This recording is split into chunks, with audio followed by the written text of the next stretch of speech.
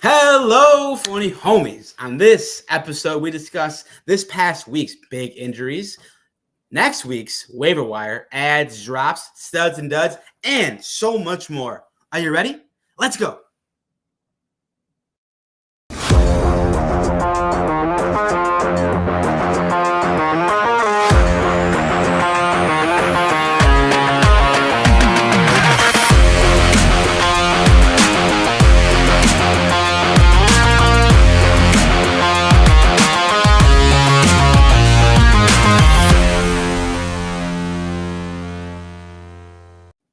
Hello, welcome to another fantastic episode of the Fake Football Guys Show. I'm your host, Giancarlo Campos, and alongside me is the greatest host of all time, the best ever, Dustin D.L. Lingerman.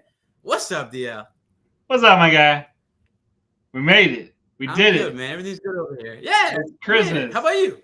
A Christmas. It is Christmas. It is Christmas. You know, they're selling a shirt that says, you ever see that, like, Vine? That one Vine? Vine, you know how back you're going, Vines? If we have, like viewers who are, like, 20 years old, they don't know what Vine is. Dude, okay, it's the original TikTok. Only they got rid of it in China. Anyways, I'm doing great, man. I'm in the holiday spirit. I had a fantastic week. I'm this much closer to the second belt. Okay. So, yeah, let's go, baby. I'm ready. A second belt, huh? So how many leagues are you in, and how many did you just make the playoffs? Because as a standard, most people, the regular season just ended. It is playoff time. And this is a special playoff episode. So, DL, how many playoffs are you in? Okay, so I'm in 4 leagues. I made playoffs in all 4 leagues, which I was like pretty excited about because I was like, it's not easy, okay? Because I got 10 people, I got 12 people, I got 14 man, I got them all. So made it all. All right, so I got one of my leagues I made it second place, so I'm on a bye. So it's kind of nice. I wouldn't say like I got to take a week off because that's the number one thing, phony homies, is don't take a week off. No. If you have that bye, keep going, and you got to think about your competition. Now we get a little bit strategic, and this is your reset button. Correct. Right? Like whatever happened in the league, you made it. Congratulations. But now it's like starting over again. So you got to really think about waivers, honestly, and like how to block your opponent and this and that. That's where this gets a little bit like, you're a dickhead, but hey, we're in it to win it. So that's all I got to say about that. Agreed. I'm in 13 leagues. I know I talk about it all the time.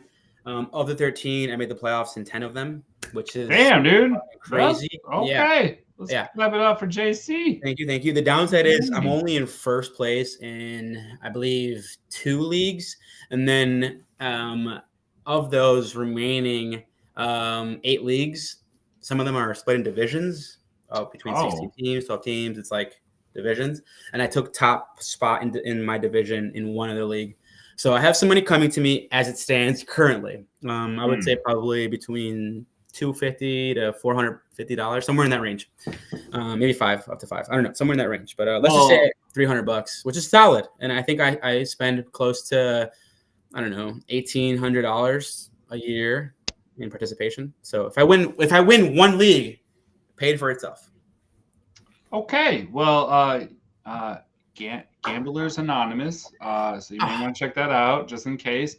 But we got a comment. I don't know if you know this guy, but we got a guy, Rudder, who said he's a first-time viewer, and he's going to see and get some tips on how you're going to beat him this week. That's interesting. I do want to discuss that. Who plays him this week? I don't know who Guy Rudder is, so I imagine it's you because he said, I decided to come and see how you think you're going to beat me this week. I'm pulling up our league. It looks like Guy may be which one of these teams? I think he's in third place. I think he is the team named Mustache Ride. Am I mistaken? Oh, then he's talking about me. Yeah, I am in first place in your league. It's one of the leagues. Yeah. Okay. Let me respond to you by a mile. By the way, I led the whole league in points. by over. Okay, first of all right, take it back a little bit. No. I just let me. No. Time out. No, I'm going to respond. I'm going to respond to Mustache, right? Because we don't want to give government names out here because you never know who's watching. Oh, I'm so sorry. Guy Rudder's my boy. I'm mistaken. Guy Rudder is my friend in my keeper league. I'm in a keeper league. I'm all over the place. So, my apologies. Okay. Guy actually is one of the teams in this league I've been in since I was like 18 years old, 17 years old. Yeah, he is Shifty Caucasians. I'm playing him this week, and it's going to be a shit show of a matchup. He actually barely snuck into the playoffs. With this next comment. I won our division. Yeah. Yeah, I'm a dumbass. Thanks. Yeah.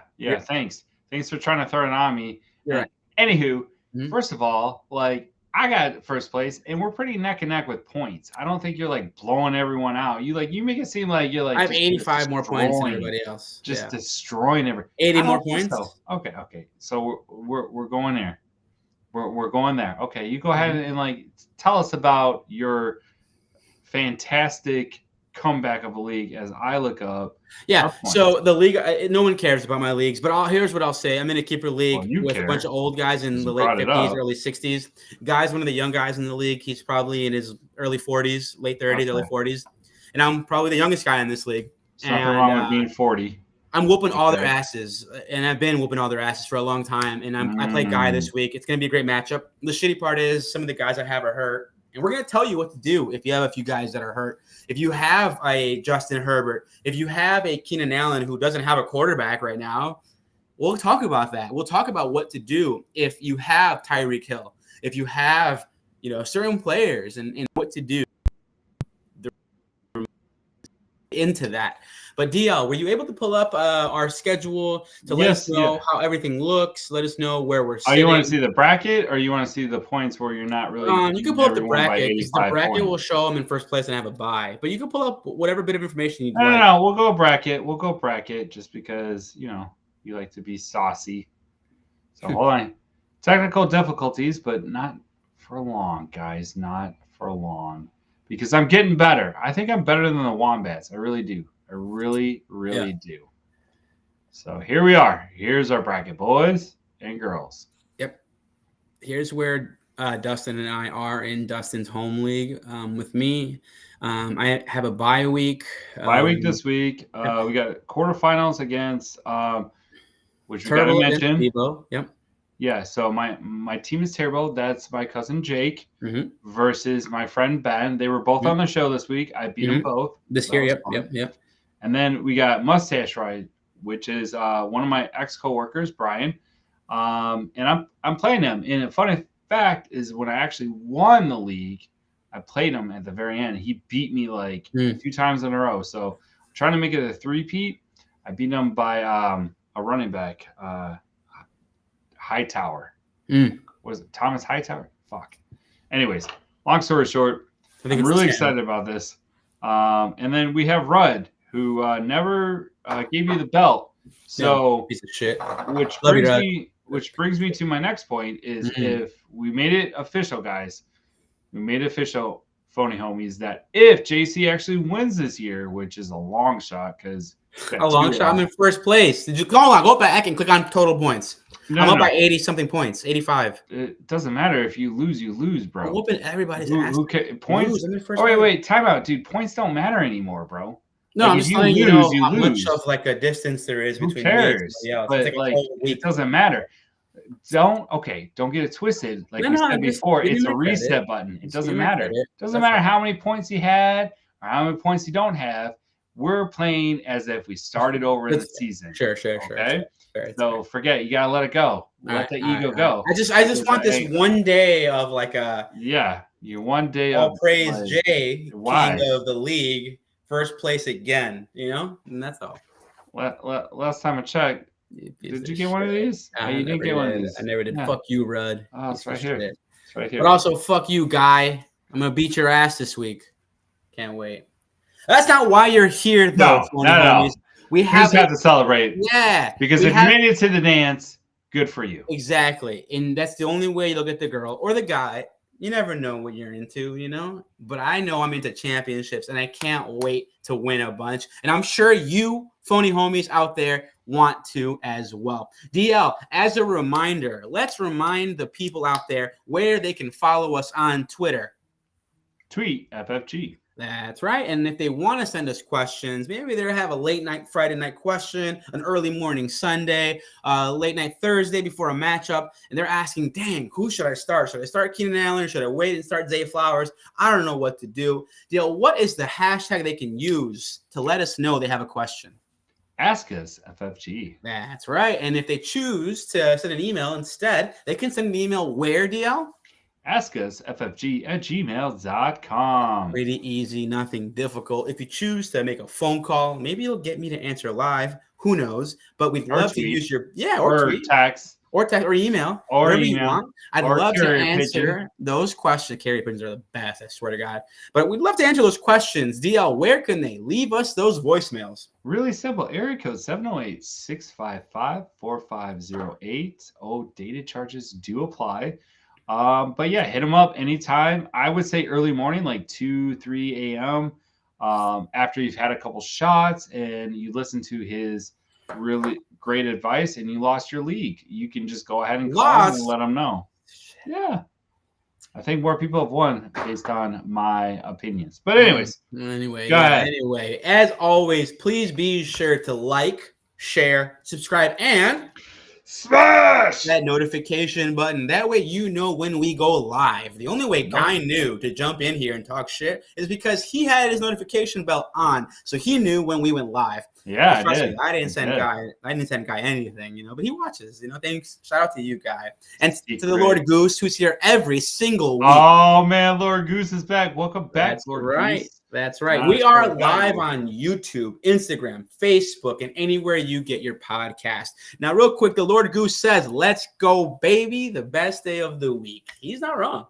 No, it's not. This is why you do what you do, right? That's right.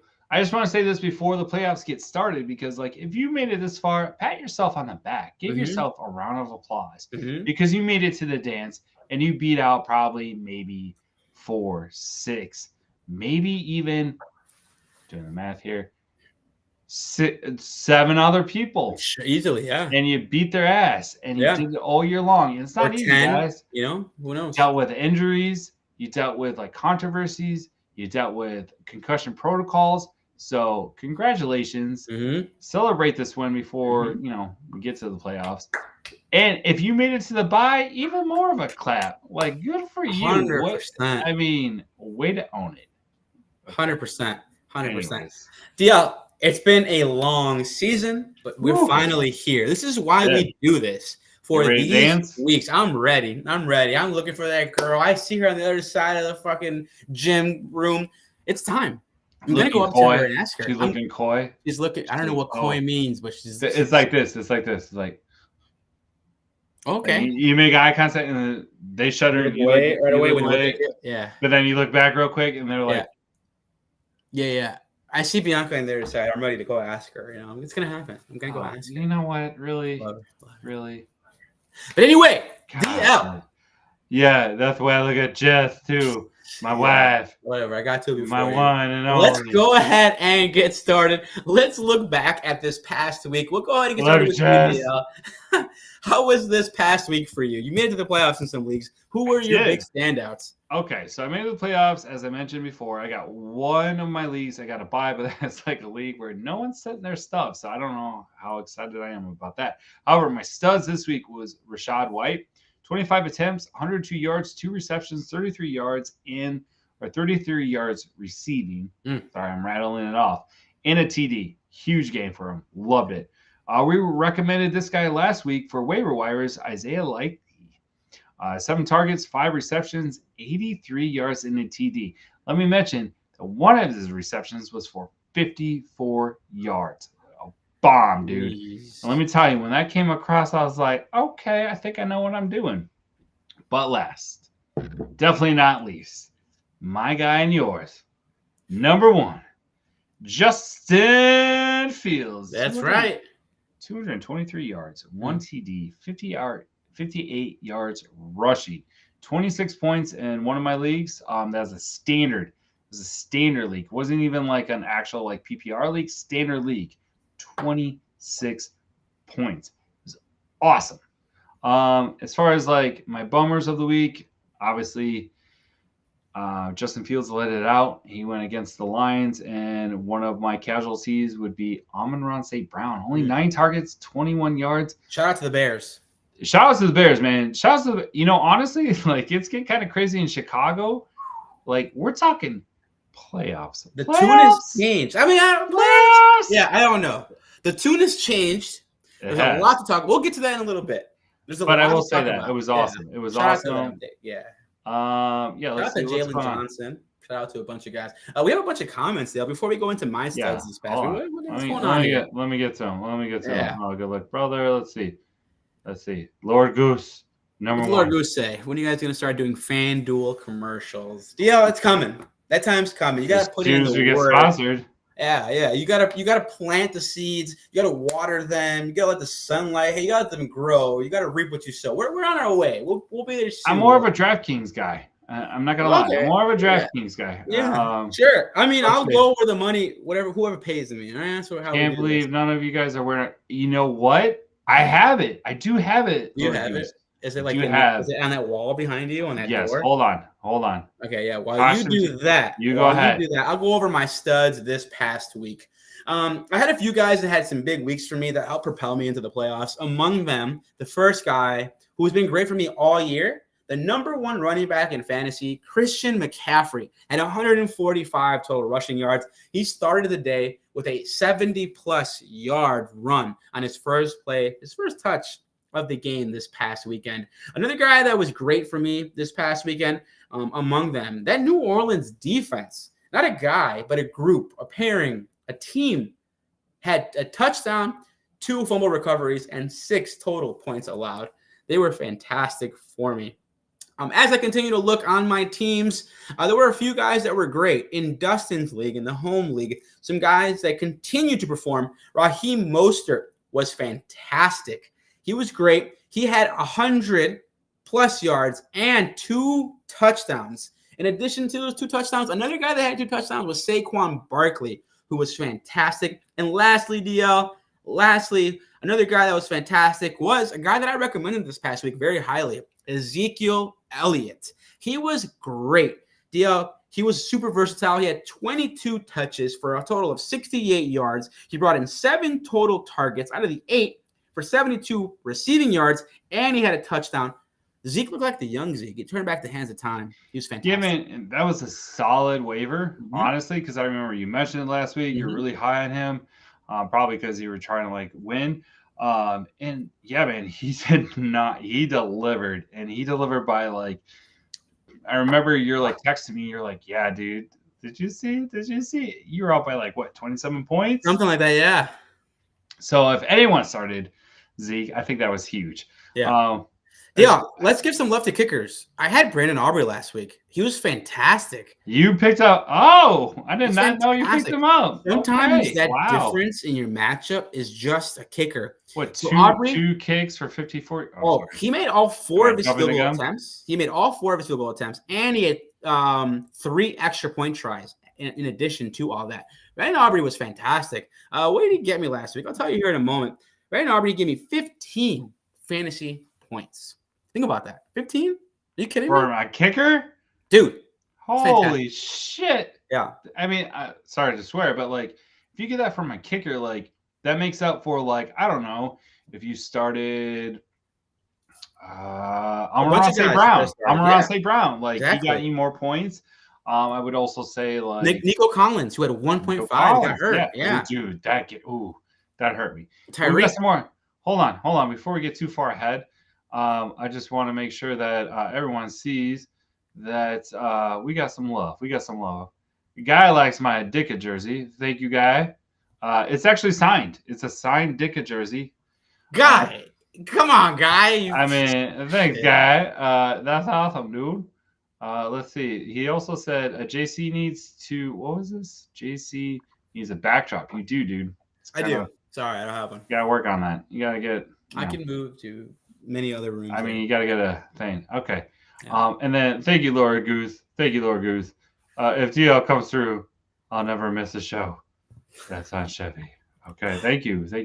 Yes, Lord Goose, you want this hat? Like, I told you, bro. Just go on thebears.com. They have it, dude. They have it. Yep, they do. Anyways, anywho, now JC's typing stuff at me, so now I gotta read this. It's not anything difficult. It's really not. DL, those were my studs for this past week. You gave us yours. Anybody that kind of sucked? Anybody who kind of let you down? Like I said, Amon St. Brown was my biggest letdown. There was a lot of injuries, man. So yeah, I don't blame those guys. Really, yeah. Here was a dilemma for me though. Like Garrett freaking Wilson. Bro. Yeah. Okay. Dude. Started him last week. Got me 8 points. I was like, all right, I'm done. I'm done playing this fucking game. I'm not gonna do it again. Benched his ass. He didn't go off, but he got 21 points. And I was like, are you kidding me? Like I swear to God, I don't know if the fantasy gods are like mad at me or what, but straight up, every time I start him, he gets me no points. I bench him and he gets like 20 points. Not saying he's going off because he's got like nobody at the helm, but that has been my biggest frustration. And I haven't dropped him. I'm going to hang on to him because I've come this far. Exactly. They're not, anyways. So let me give you a guy. Yeah, let me give you a guy who was a disappointment for me in a few leagues. Sure. One of my best friends, his name is Tim. I co-own a team with him. Gabe Davis is one of his like go-to guys. Let me read a text that he shared in our group chat because he lost his matchup to me by 2 points, 1.5 points really. And Gabe Davis did nothing, absolutely nothing in our matchup. So Tim, this is his guy, right? Raheem Mostert's my guy. He's been great. He played me and he lost. He said, this is what he said. He said, fuck Gabe Davis. Sorry, Gabe Davis, if you're listening. Okay. Sorry. I'm sure he tunes in. Yeah. He's one of the 3 people that are watching right now. Yeah. Sorry, Gabe. Sorry, bro. He said, I just want you all, okay, to say fuck that guy. He said, with that said, I'm hate dropping Gabe Davis the remainder of the season. He's eliminated, by the way, my buddy Tim. Because as the commish, I don't give a shit. I don't want him on or near any of my teams. Not that anyone would want to, but no one is allowed to pick him up. He'll remain a free agent for the remainder of eternity. Fuck that piece of shit. That's what he said. And I thought it was hilarious. So Gabe Davis got dropped in our league. A guy who could be added. He's probably the best waiver wire add in our league. And he said no one can pick him up, which is hilarious. Honestly, like it's funny to me. I think sure I picked up. Okay, so if you have been, hopefully, Lord Goose, you've been watching all 3 seasons, but way back when last season, Lord Goose is right. Did you show the JC throws around best friend? I have like 5 best friends, so I do.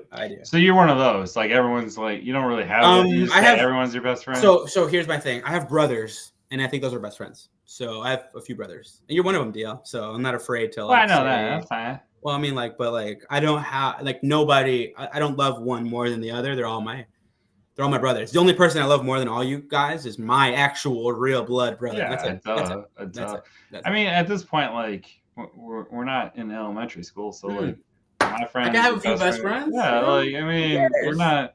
It's not like MySpace where we have the top 5. And I have a top 8. I really do have a top 5 though. I do. I know I'm one of them. Anyways, moving back over to Gabe Davis. Like honestly, like there was like a lot of talk when he was coming out because I remember his like his rookie year, dude. He was the next one because they were talking shit. They're like, oh, he was like coming on strong because Diggs wasn't doing what he's supposed to be doing, right?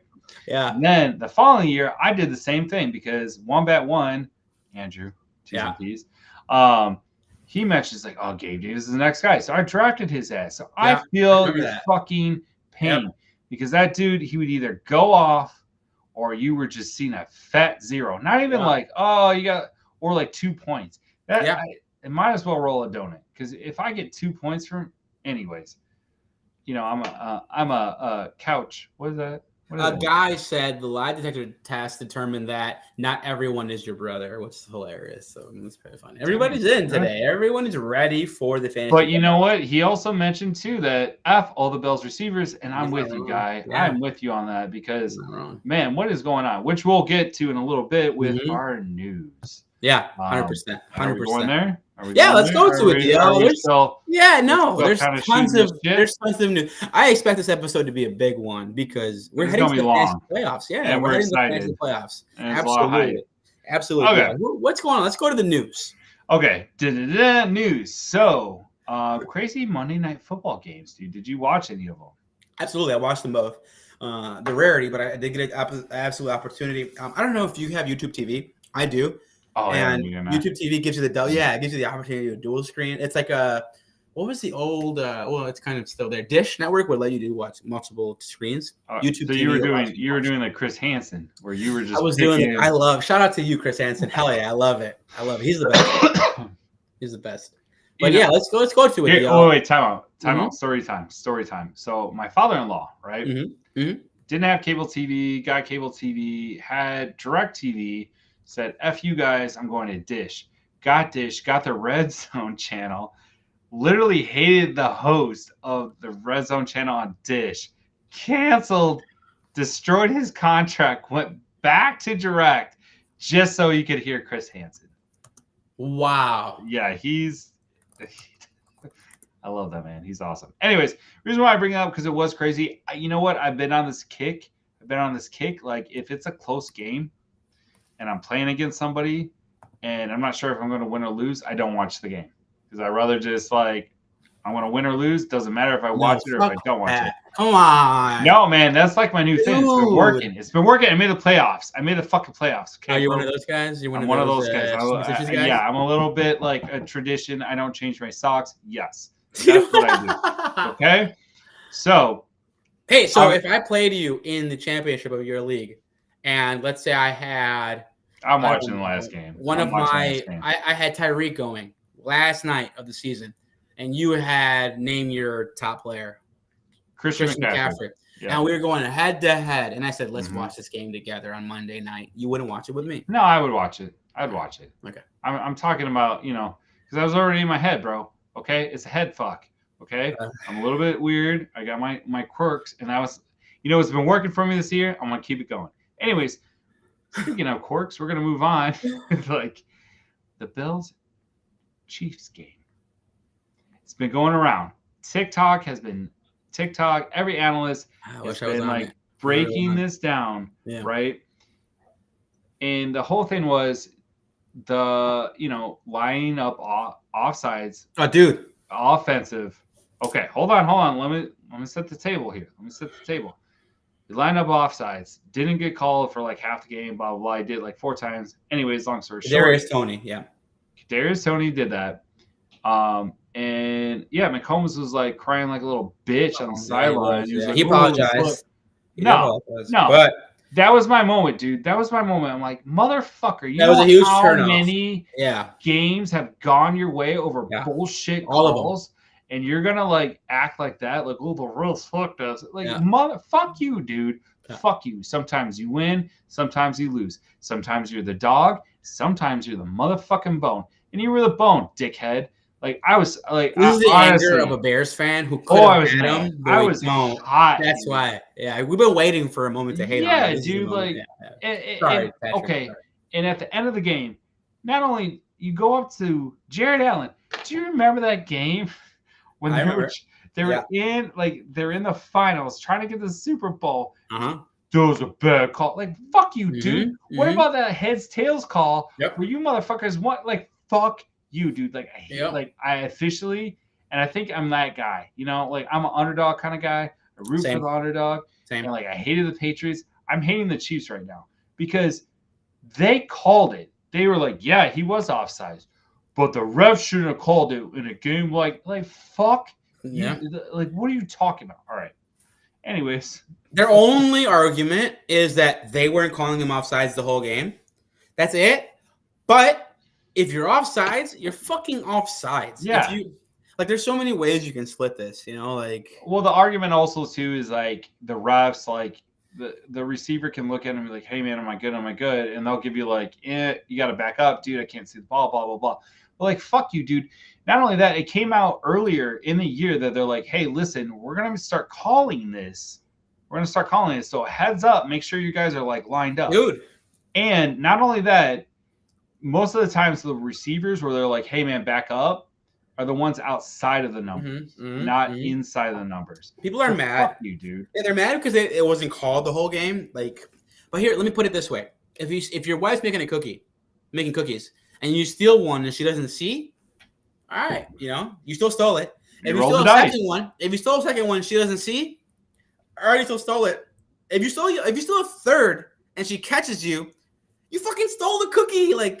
What? Yeah, you got caught, bitch. You got caught. You were actually fucking. Yeah, exactly. You were in the wrong. It's like, and Tony and the Chiefs were in the wrong. Like they pulled it off a few times, but they were in the wrong. He was in the wrong the whole time. I mean, what do you want? And I won't lie. He's fucking cheater. What do you want? Here's a great comment. I think we call. Wait, who calls? Anyways, no. Going to this point though, it's like. Yeah, I totally agree. Are you reading these fucking? Yeah, I saw that like threw me off. Thanks a lot, guy. Hold on, I gotta get back over to there. I got two screens here, guys. Yeah, this is awesome. See all these comments. I wish we did like a pay. And you could broadcast any comment. Wait, did I say his name wrong? Did I say it's Chris Hansen? You said no, it's Scott. Okay. Yeah, it's Scott Hansen. Well, guy, obviously this is your first time because I screw up everyone's name. Yeah, no, it's okay. Yeah, the other guy is Andrew Siciliano. I like him too. No, he's not that good. Scott Hansen's the fucking goods, dude. They're both good, but Scott Hansen has just been doing it for the longest. Honestly, I think Lord Goose is right. Oh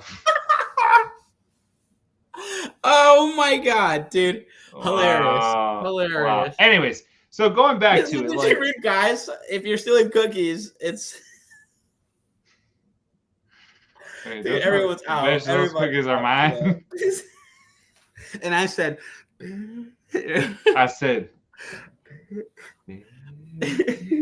anyways, dude. If you're listening to us on Spotify right now, you have no idea what's going on. But these are. You should definitely check us out. No, bullshit. You can totally put our fucking video on. It's been done you can. Before. That's right. Okay, so you should be watching this, so never mind.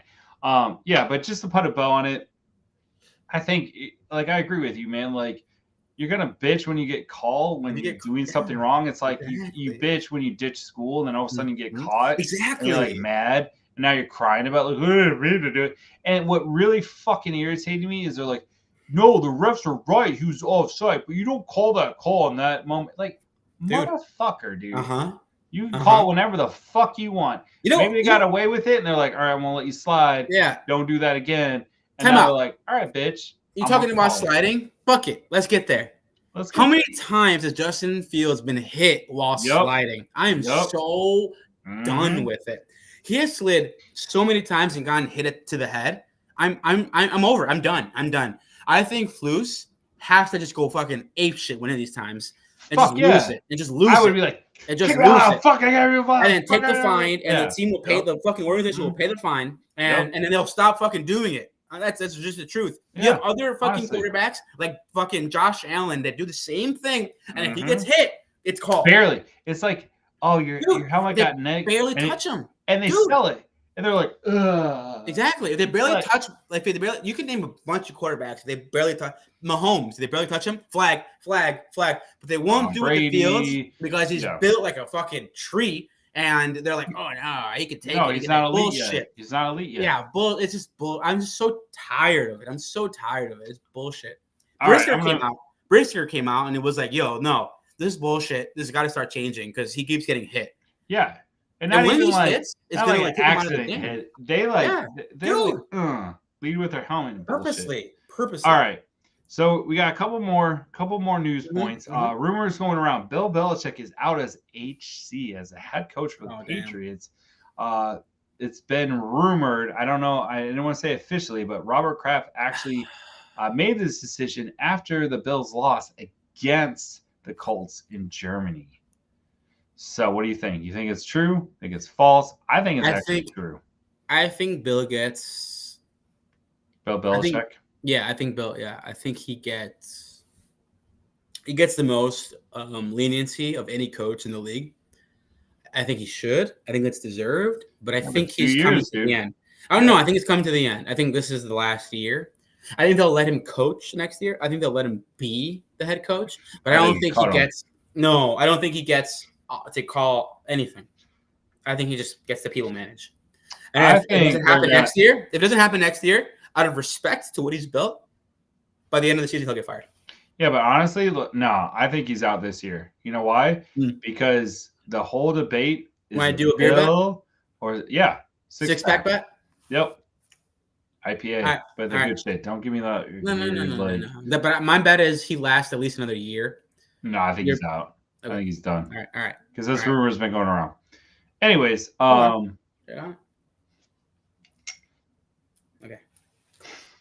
Sure. All right. Other news: Nick Mullins is getting the start for the Vikings, which is wild. But I get it. Quarterback. No, I get it. They honestly when it was coming out. Well, hold on. When it was coming out, they got Dubes or Dobbs. I always like saying Dubes. Dobbs, yeah. Because we like Dubes. The Packers. Honestly, Nick Mullins wasn't ready, but he's the second coming of Kirk Cousins. I said Christian McCaffrey. I was like that. I don't know why that happened. Anyways, so he's going to get the nod this week. So we'll see how that goes. Justin Jefferson obviously has a chest injury. I'm really kind of curious because what I've been hearing from my sources is that he's like Cousins 2.0 basically. So we'll see how that plays out. Dobbs or Mullins. What do you hear? Mullins. I'm sorry, okay. Mullins. Okay. My bad. Mullins. And last but not least, I threw this in there, but I saw this once again. I've been addicted to TikTok, dude. That's cool. No. I mean, whatever. Get on it. If you get your shit from there, it's great. There's a conspiracy theory. Have you seen this? I mean, of what? I gotta hear it. Yeah, the conspiracy theory is this: that every Super Bowl logo that they release mid-season against exactly, and they deep dived. You know, you had since it was orange and red. They can go back every year, basically. Yeah. It's wild. Basically, so they've been saying this year, called it out, and they changed the logo, bro. So it was purple and red, which would mean Ravens versus the 49ers, which I totally see happening. Yeah, me too. And now they sell the 49ers, and I think they have the Chiefs. Okay. You know who's good? The Chiefs are going to make Let me ask you a question. Outside of fantasy, who do you think are the best teams in the AFC and the NFC? Just curious. Okay, NFC for sure, 49ers. Yes, sir. Yeah. Yes, sir. AFC, I don't know. That's a toss-up, bro. I want it to be Miami, but I think Tariq is the guy and the only guy. Because if you watch that game on Monday Night Football, when he wasn't in the lineup, they didn't move the fucking ball. Yeah. And then he comes back and they move the ball. And then he should definitely win MVP this year for sure. Okay. But I don't think, man, that's a tough one. I don't know. AFC's tough, bro, because you saw a lot of quarterbacks go down. I could say the Ravens, but I think that's kind of a given. I think they're the best team in the AFC. I'm with you. If you ask me, you pick. What about the NFC? 49ers. Really? By far. I think that's good. I think that's another team that's really good there, and I hate to admit it. I think it's the Cowboys. Boys, huh? I think they're both just as good, and I think the difference between the two, and it's minute, but it's huge at the same time. I think Dak is this much better than Brock. No. And I love Brock Purdy. I love Brock Purdy. No way, dude. But I think I see what you're saying. Dak I see what you're saying. Come through. I really do. You have your defense, right? He's done it. And you have Dak. Mm-hmm. I mean, okay, because I drafted Dak this year, and I dropped his ass because he sucked the first half of the season. And now look at him. He's the number one quarterback in fantasy football by far. He can do things that Brock can't, and that's all. That's all. Dak can take over a game, But Dak can lose you a game. No, I'm sorry, but Brock ain't losing you shit. Brock ain't losing. Brock is precise as fuck. He's I like the underdog precise story. motherfucking quarterback. Yeah. And I feel like the 49ers just have a little bit more weapons. Yeah. And I think they're going to overtake it. I think it's going to be one of those, them boys, huh? Yeah. Them boys, right? But yeah, it's interesting. That's a good point. I didn't even think about the cow. I guess I just don't like the Cowboys because they just the whole like this Americans team, blah blah blah, and I'm just like, dude, Hard Knocks got me like kind of pissed off. But man, I don't know, defense, they're pretty even. Yeah. Offense versus offense. I mean, I feel like I feel like the running game for the 49ers is a little bit stronger, but it's not. It's close. It's not like oh yeah, no, they don't have it kind of thing because you got Christian McCaffrey, but after that you have nothing. Where I feel like on the Cowboys, you got Tony Pollard and Rico, bro. I think that's Tony awesome. Pollard hasn't really done shit though. I'm being honest, and I have him in a few leagues, and I was like a big proponent of him. I don't know what it is, but he has not looked great. He has not looked like the guy we thought he was last year going into this year. So that's kind of what I'll say about that. Dale, I just got a text. It seems like the doc just landed his private jet. I think What? I think Cuban flew him out. I think he went. No, I think he's rocking a helicopter because he's coming to the suburbs. Okay. All right. Well, I mean, he just texted me. He's like, I just landed. That's all he said. Oh, so I think we go check. Yeah, I think he's kind of weird. He doesn't like ring our doorbell. I think it's because it's late. It may be. That makes sense. Let me go check. You just take it over a little bit. Anyway, this past week and then I'm gonna hit it. I'm gonna hit the intro just so you know. That's okay. This past week there were a ton of injuries. It's time to go over those injuries.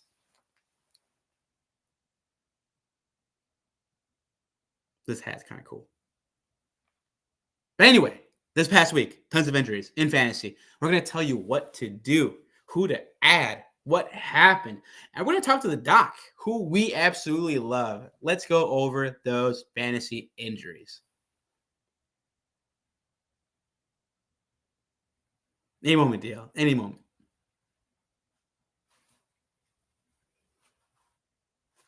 And this is what happens when you do a live show and you're anticipating the cut-in scene with going to the injuries. You son of a bitch, Steele. I know you're hanging me out to dry. That's okay. There are tons of injuries. We got injuries in LA. We got injuries in Baltimore. We got injuries in freaking Seattle. We got injuries in Green Bay that continue. Injuries in Miami. We'll go over those right now. Yeah, I hate you. I freaking hate you. Jesus Christ, dude.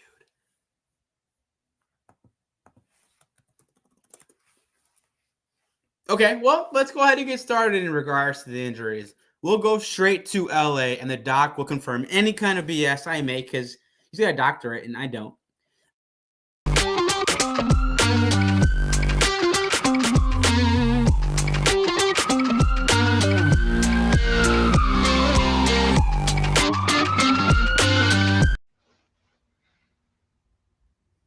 Hello. Don't even fucking talk to me, Doc. You got. I'm sorry. I was telling the guy like pause, wait, and then I tripped and I hit the button, and you just started going ahead, and I had to pee. Okay, it was a long. Doc, there was a lot of injuries this past week. Let us know what they were. Oh, wow, we're just like that, huh? Oh, just hateful. Okay, JC, fine. Just do it by myself. I guess he's got a pee too. Anyways, so some big injuries this week. Obviously, we had CJ Spiller, who had a hard hit, concussion protocol. So for most of you, you probably had him starting. If you didn't, don't worry about it. But he's in a concussion protocol. What's kind of crazy this year is that if you haven't been paying attention, the concussion protocol has honestly been going a lot faster. I don't know if that's just because we're in the playoffs or what have you, but that was a big injury for sure. And next, quarterbacks are dropping like flies. The next one would be Justin Herbert. Obviously, the boys are going to get to like who you should draft for that, but he has season injury surgery to his hand, his finger. He's done. So he's not coming back, and it doesn't really matter because we're in the playoffs at this point. So who really cares? Moving on, just kind of going through it. Some bigger names. Dalton Kincaid. He hurt his shoulder. He's viewed day to day at Sunday's game against the Cowboys. So tight ends are dropping like flies. So be careful about that. Moving on, as I go through, not a lot of injuries this week, so it's been kind of crazy. Let's see. Sorry, guys, I'm just reviewing my notes. My notes right here. I would say like the two quarterbacks were the biggest ones. As far as like wide receivers, obviously Treek Hill is dealing with an ankle injury. He did come back in the game against obviously the Titans. So we'll see how that goes, but monitor that. Like he's definitely going to get some practice time in. I feel like I don't necessarily feel like they're going to be forthcoming and be like, oh, he's out because they're so close on the cusp. But I do feel that he's going to be not as effective as he usually is. He's not going to be the MVP that you're used to. Other than that, CJ Spiller, as we mentioned before, he is in percussion protocol. I already talked about that. So not a lot of injuries this week. Not a lot of injuries. JC says he's back, but he's not back. Oh, never mind. He's back. All right. Hey, I'm back. Hey, that is. Sorry, I had to grab another beer. This one is from Transient. It's a cool. So just a recall, JC. Just a recall. I didn't cover a lot of injuries because there wasn't that many. I just talked about like the major ones. Doc, what's going on with Justin Herbert? I just talked about that. I'm sorry, I missed it. Like I heard he got surgery, but is he? He's out. He's out for the rest of the season. He like tore his ligament or his finger, his ligament is torn. So therefore, he's out for the rest of the season. That hurts me in so many leagues, Doc. I know. That's rough. And that's Doc, how are you doing in fantasy? Do you play fantasy, Doc? We never talk about this. Let's ask you about you. How many questions do you have in one? Like, is that just your thing? Give me 3 questions. You remind me of my child who asked me like one question and I'm about to answer it, and then he's like, oh, and there's like 6 other questions at once. So just one question at a time, JC. Go ahead. Do you play fantasy, Doc? I play fantasy with your mom.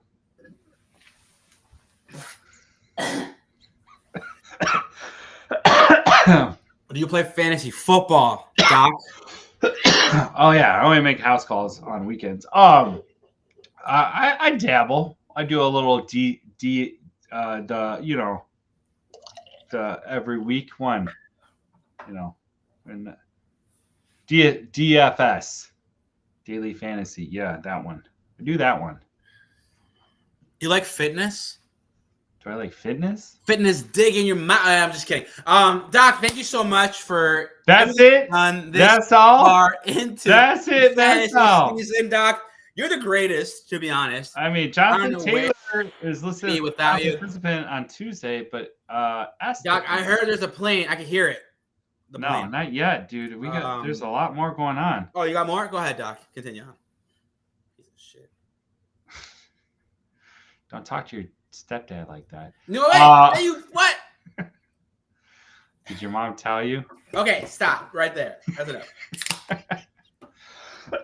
No, anyways, long story short, some crazy injuries overall this year with like quarterbacks, which has been kind of a concern for the NFL.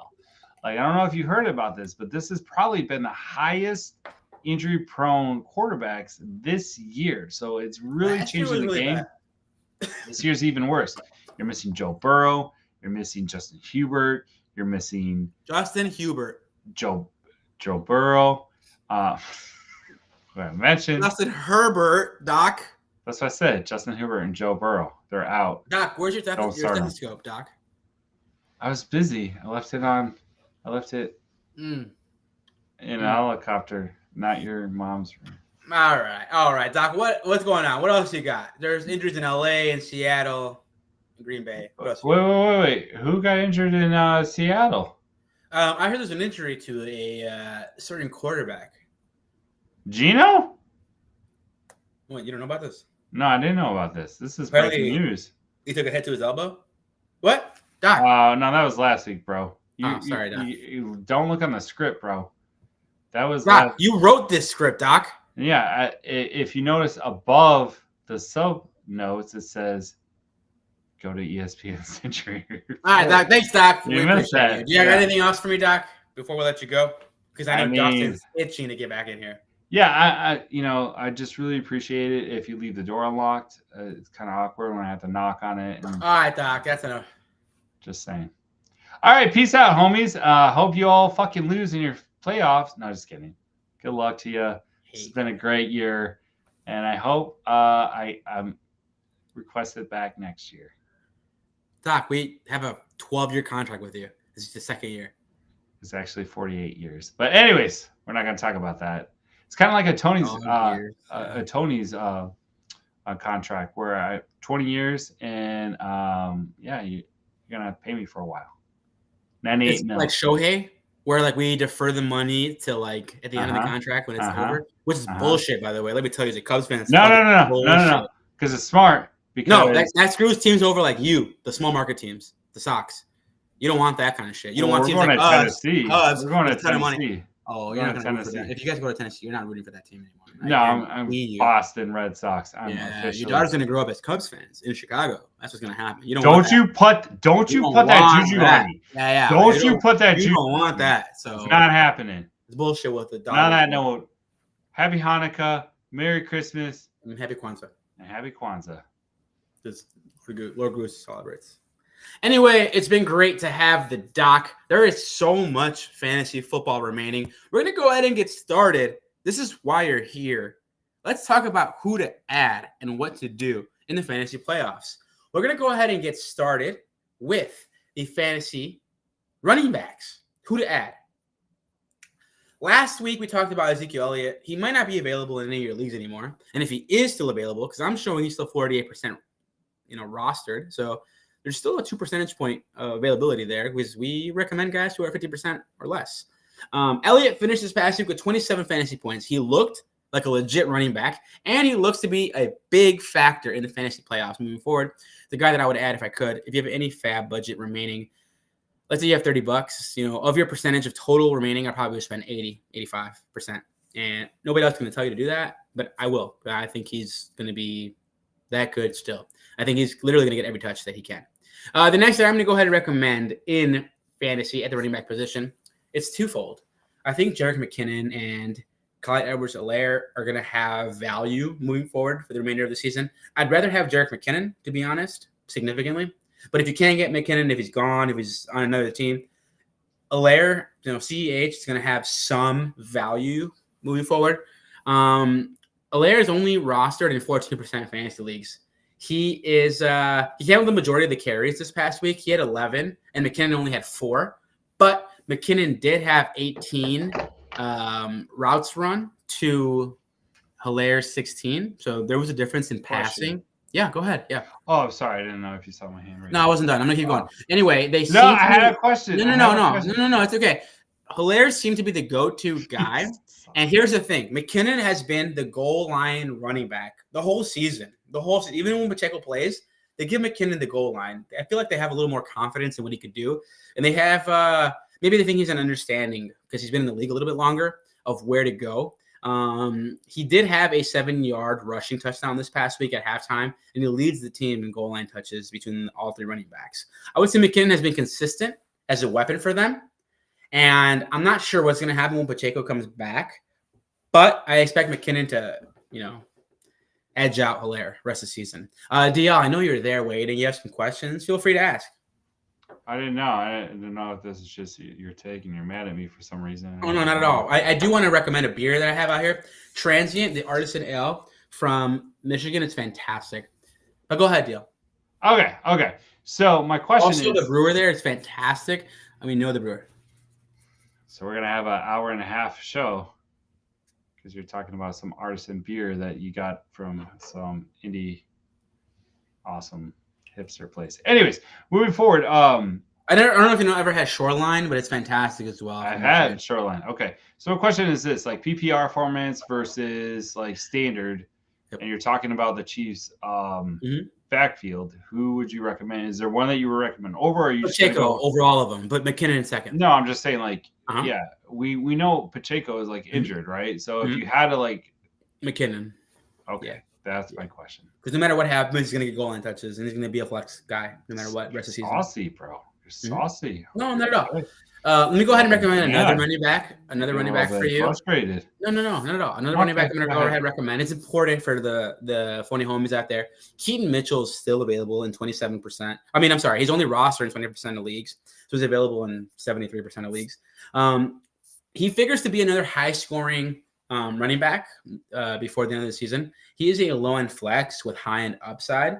I think the Ravens will continue to use him in interesting ways, letting him catch a ton of balls, runs to the outside. I definitely think Keaton Mitchell's a guy people should be rostering. I like Keaton. I really do. Like I started him a couple. He didn't like blow up. Like he's not gonna blow everything up, but like he's a solid start. Yeah, 100%. Another guy I'm going to go ahead and recommend is the guy I mentioned at the beginning of the season in fantasy on this podcast.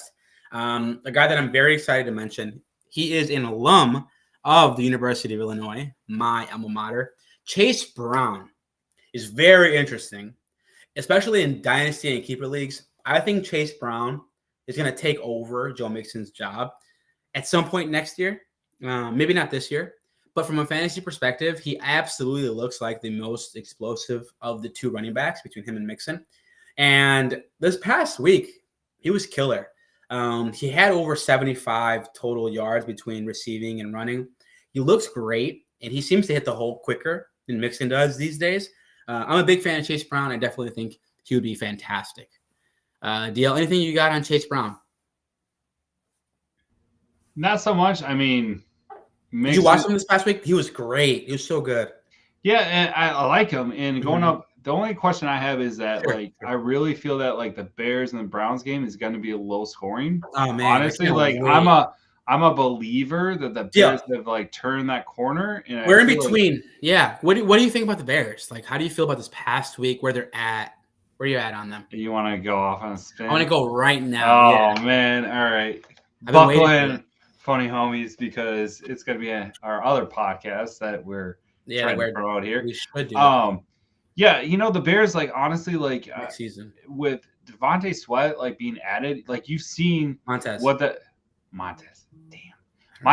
being added. Like honestly, like you have seen the Bears. You can see what a pass rusher does, right?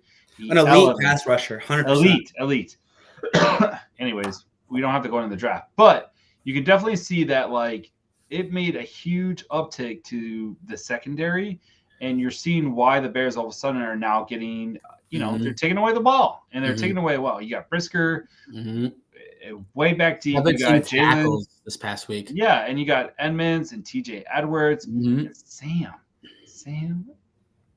Sandoval. What's this? Sam. You know what I'm talking about. You're the greatest deal. You're the best. Sam Sandoval. Anyways, long story short, I think that's one of our former students. Sam Sandoval, just so you know. Yeah, I think they've raised the bar. I don't think they're elite. I'm not going to go that far, but I think moving forward, like a lot of people. I think they're like a top 7 defense. Okay, I'll give. However you slice it, right now. Yeah. Okay. And they're about to have an additional first round pick, the number 1 pick in the draft. It's almost like a 94% certainty that they have it. No lie.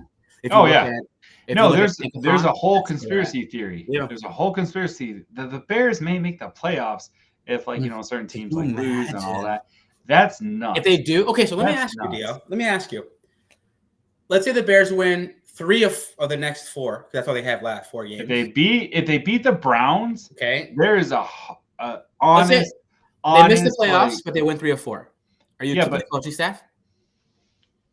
Just a quick, cut and dry, black and white question. Because I have another question to follow up. I would cut Getsy. Okay. If they win out and they make it to the playoffs, are you keeping the coaching staff? No. Because I think Getsy can save his job. I think Getsy can save his job. I know. I still think he can save his job. If they win out. I think Fields is trying to save his job. Because he knows the writing's on the wall, dude. Has he saved it right now? If he gets hurt, season ends right now. He breaks a finger. Did he save his job yet? No, because I think it's really hard to walk away from what is on the table. Like they're gonna get the number 1 pick, because I don't think Carolina is gonna do anything magical where they, they're gonna get the number 1 pick. Hold on. Don't go any further yet, because I have questions for you. Okay. Let me guide you down this path. If Fields balls out and they make the playoffs but lose, do you keep Fields? If he keeps doing what he's doing, yeah, on this path, I keep him. I would kind of like this. He's not like this. He's kind of like this, right? Slow. Yeah. Yeah. But I mean, like he's showing you that he's a competent quarterback. He's showing you that he can win you games. My dream scenario is they keep Fields and they draft Marvin Harrison Jr. My dream scenario is they trade down from 1 and get 3 first-round picks. Okay, I don't care what picks. That. I don't give a damn what picks. And I see, like, okay, if you know, Marc B is saying this, like, draft Caleb and ride the rookie. That's not bad, honestly. It's not bad. That's not bad. I agree with that because you reset the clock. And is Justin Fields worth that money? Is he really worth franchise quarterback money? It's tough to say. And you don't have to give it to him after 1 year. You don't have to give it to him. At the end of this next year, you get franchise tag him. You can find out if he's worth it. Good take by Mark too. What do you say? I'm sorry. They're playing with no pressure. I disagree. I think they are playing with pressure. There is pressure. Their coach is going to lose his job if they don't win out. If they don't win out, Flus is gone. Yeah, Flus is gone. If they win out, though, I think there's a chance. If they go to the playoffs, deal, I think Flus is here still. I don't think Flus is good. Yeah, and on the condition that he runs the defense.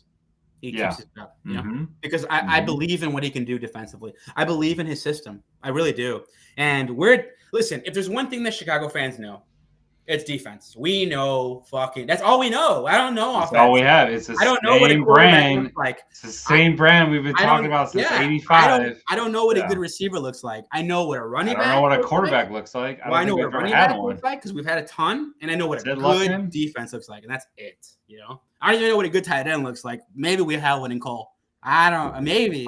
Greg Olson. You remember him? Yeah, we traded him because he wasn't good enough. Yeah, exactly. Because Mark Trestman's like, let's get rid of him.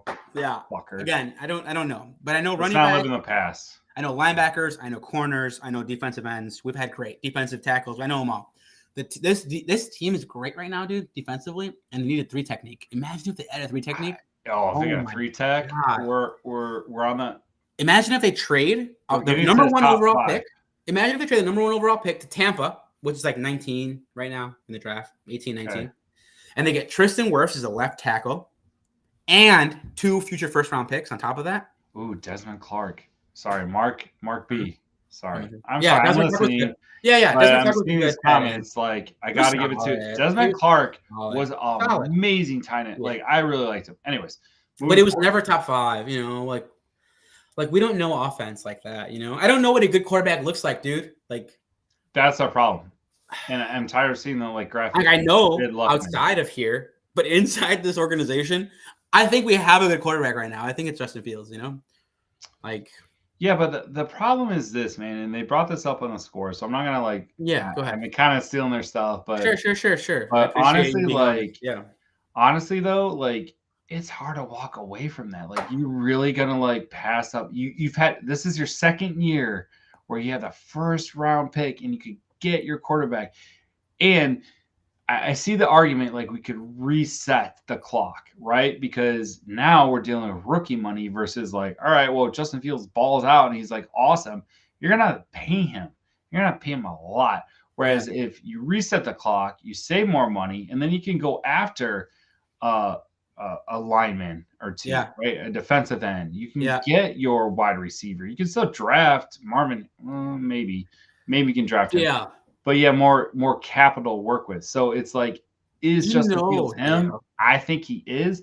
Maybe. But I think it's still. I think there's a chance that he is, right? I think the chance is not out of the window that he still is. I don't think there's one person in the entire city that will say that there isn't a chance that he could still be really, really good, right? Nobody will tell you like that, Everyone's gonna be Andrew Valentine. Well, no, but even he will tell you. Even he will tell you.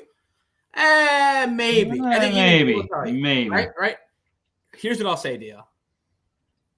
You could keep him on the rookie deal still 1 more year and then pay him franchise tag. And Dude, 3 first-round picks, DL. You know what you could do on this team with 3 more first-round picks? Do you know the kind of the argument though, JC, the argument is that you could flip Justin Fields and get even more picks. Yeah, but not maybe an additional first, only 1 additional first, maybe. Dude, who is a quarterback for Carolina? What was his name? Mm-hmm. The fuck was his name? The white dude. Mm-hmm. Andy Dalton?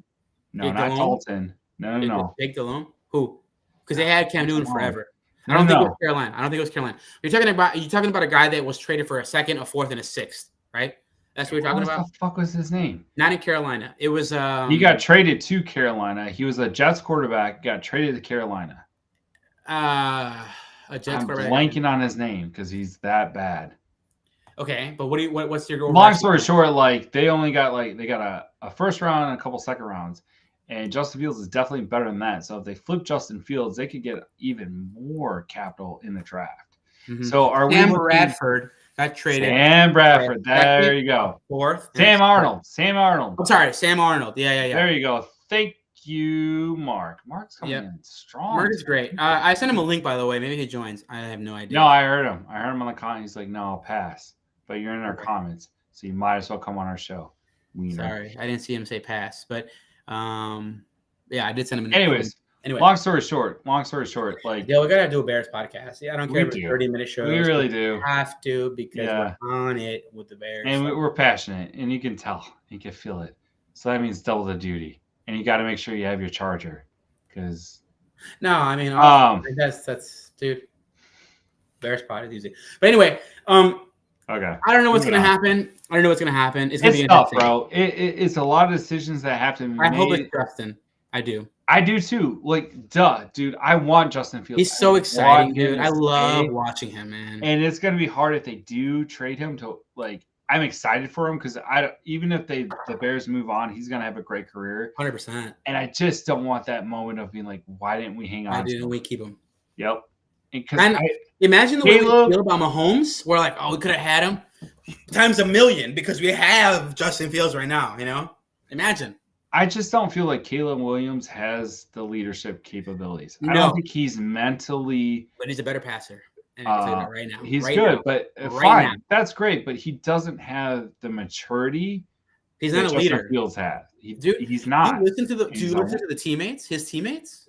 They would run through a fucking brick wall. They love him. Yeah. Everybody. DJ's on pace to break his fucking career numbers. Yeah. Jaquan Brisker says, that's number 1 is my guy. I believe in him.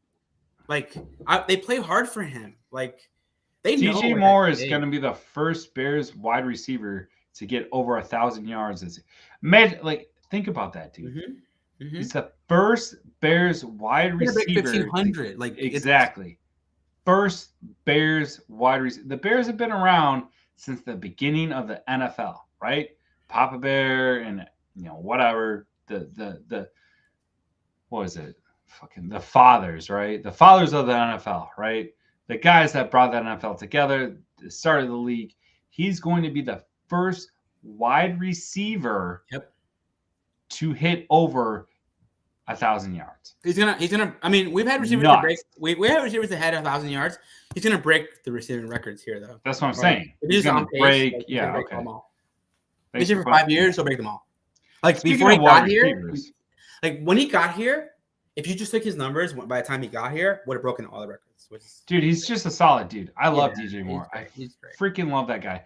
He's such a pro. He's very professional. He doesn't throw anybody under the bus. And he just he goes with it. And obviously we're in the Chicagoland area. He goes on 6 innings to score. I love listening to this guy. Me too. And I don't like that show he's on, but but they bait him and he never goes he's so good at that 100%. 100%. Yeah. All right, deal. Let's get back to it. People are still wondering what's going on. Let's go to the wide receiver position. I'm going to fly through these. Yeah, I'm going to fly through these.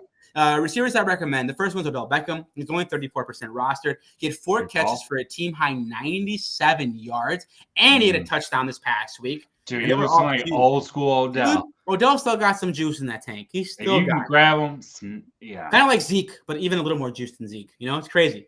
if OBJ remains healthy and involved, I think he could be very relevant and be a high-end wide receiver 3, low-end wide receiver 2, which is crazy for a guy who's available. So what format would you like think he's better? PPR? PPR. Okay. Yeah. Cool. Another guy I'm going to recommend, and I have him in a few leagues. I picked him up, luckily, is Zay Jones. Yes, sir. He's only 9% rostered. Jones has caught 5 passes this past week for 29 yards in Sunday's loss to the Browns. But here's the real number. Okay, we talked about this with Elijah Moore, and now he's starting to produce. Zay Jones had a total of 14 team-leading targets. Think about that. 14 targets. If he catches half of those, which is a number that's kind of rare, like they usually catch a little more than that. If he catches half of those, you can expect a guy who's going to go for 50. And then somewhere in that range, maybe he gets a touchdown. Here's what I got to say about Zay Jones. I think he's another wide receiver 3, wide receiver 2 upside. Truly. He's shown it. So are we talking Trevor Lawrence is good? Like we don't have to worry about him. I don't know. Honestly, would you rather have Trevor Lawrence or Justin Fields? I don't know. I would take Justin Fields. I would too, because this week's tough, I have a guarantee. But I have a guarantee that Fields is elite at running. I don't have a guarantee with Trevor that he's elite or that much better than Fields at anything else. I mean, I'm being honest. I just feel like Zay Jones is a little bit risky. Like I would put him I would start a lot of people over him. I maybe throw him a flex. Like a flex. Sure. That's what I'm saying. Wide receiver 3 is a flex. Yeah. Wide receiver 3 is a flex. Cool. Usually people do wide receiver 1, 2, and then flexes. I got you. I'm just saying, don't go crazy with Zay Jones because 100%. Yeah, but really. But went on. It would not surprise me if he had a 15 to 25. Honestly, he's boomer bust. He's a boomer bust, and that's what you need. If you're a team that sneaked in the playoffs, has a bunch of injuries, like myself, exactly, who literally got in the skin of your teeth. This is the kind of guy that can. You got to make big decisions. This is it. Reset it. This could be your boomer bust. Just keeping it real. I see what you're saying. All right. Keeping it real. Another guy I'm going to go ahead and mention is Demarcus Robinson. Not in the Zay Jones camp. Way below that. But if we need a guy to stream in a really deep league, I think Robinson would be one of my first looks in a super deep league. Another super deep league ad is Noah Brown. People already know about him. He's been on a bunch of rosters. He's 26% rostered. With Nico Collins being hurt, Tank Dell's out for the rest of the year. I think Noah Collins is, he's going to get targets. He's going to get at least 7 targets a game. Yeah, but you got Davis Jones. What? You got no. You got who's the guy who used to play for the Robert Woods on that team? That's who you got. The QB. CJ Stroud is fantastic. Not CJ. What do you mean? Davis Mills. Davis Mills is being like. What do you mean? You think CJ's not starting this upcoming week? I mean, it's tough. You gotta watch, bro. You gotta watch for it. And he got rocked hard. I don't know if you saw that hit. He got rocked hard. Sure. And I mean, here's what I'll say.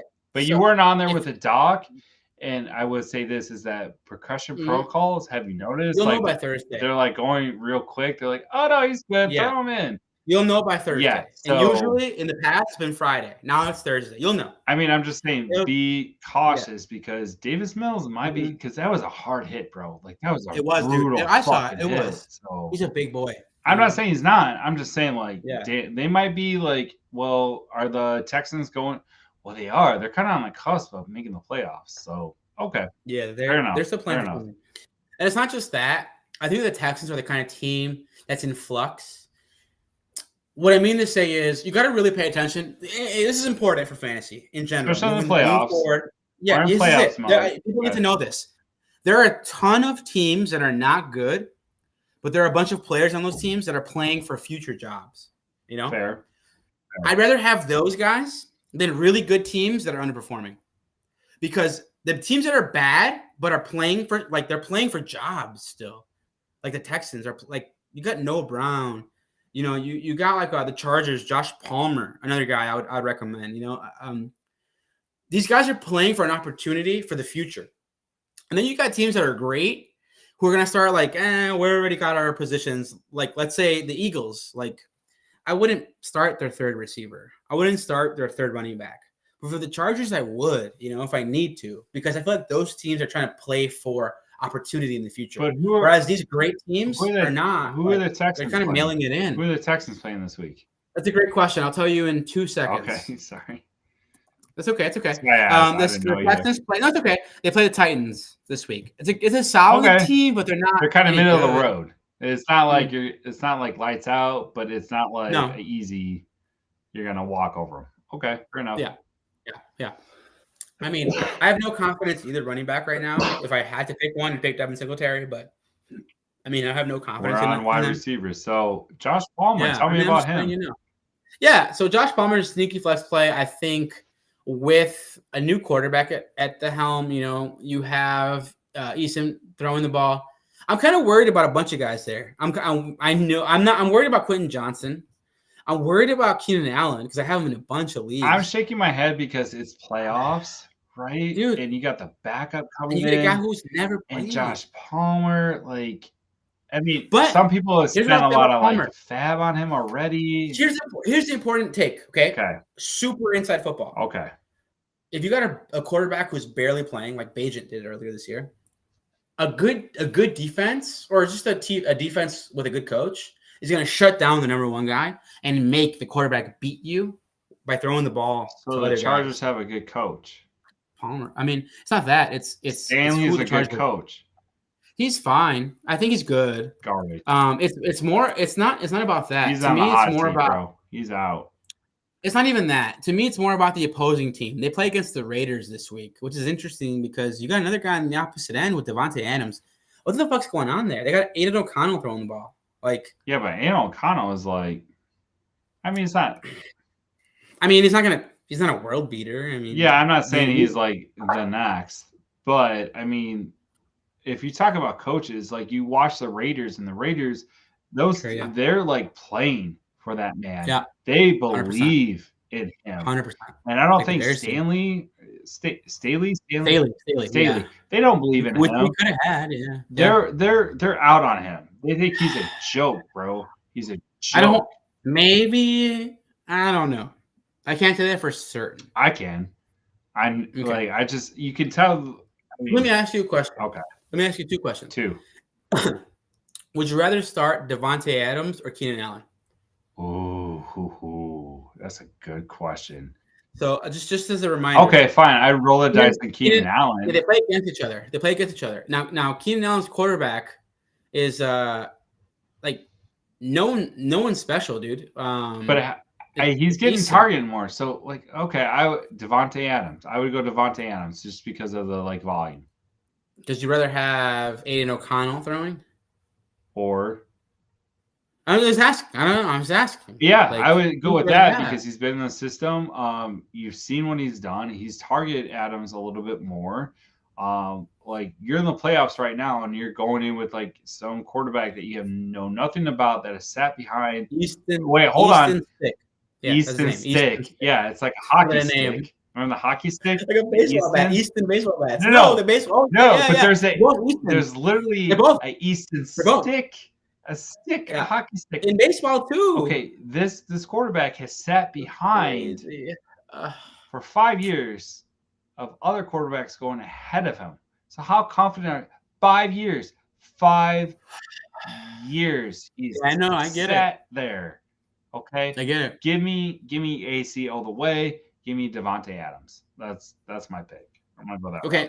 Okay, so that's my first question. Remember, I told you I'm gonna ask you for two. Still got tight ends, but go ahead. Okay, so I have another question for you. This is super important because it affects me directly, but it's going to affect a lot of other managers in this playoffs. Keenan Allen, Chris Olave, Nico Collins, pick two. Keenan Allen against Las Vegas. Chris Olave against the Giants. Nico Collins, who got hurt last game, against Tennessee. Keenan Allen, Nico Collins. Not Olave. Mm-mm. Part of me wants to pick Nico Collins and Chris Olave. Actually, I take that back. I take that back. I would go Chris Olave or Nico Collins for sure. Yeah, Olave plays the 29th worst, literally worst, and Nico Collins plays the 27th worst. But he got hurt last game, so he might re-aggravate. I don't know. It's fucking crazy. There's so many things right now. I have a little bit more faith in Chris Olave. Me too. He said it last episode. Good. He's been. You know how much on this show we love him. On this show, you can tell we drafted him. We love him. You're like, Yes, dude. for sure. Yeah, But I'm a yeah, Big I Ten mean, guy, like I think with CJ Spiller like up in like Davis Mills, bro. but although Davis Mills didn't have like a horrible season, I mean, he was Are they saying decent. Stroud is out? Because you keep bringing up Mills. I I didn't just get hear Stroud nervous was because out. I saw the hit and he's in concussion protocol. So He's fifth in fantasy. I It's know, but I crazy. mean, I'm just saying like there's still I've said this We'll know on I'll say Thursday. this once. I said it before. Like it depends on the Sure. player, depends on the hit, depends on like what goes on. Mm-hmm. But like I'm not really excited. I don't know if CJ Stroud is in. I'm on the thing that he's gonna be out. I really do because he's a rookie quarterback. He's special. Why are you gonna rush him back? Yeah. I mean, Yeah. really like I get the only thing I could say against that is like they're on that cusp of making the playoffs. They really are.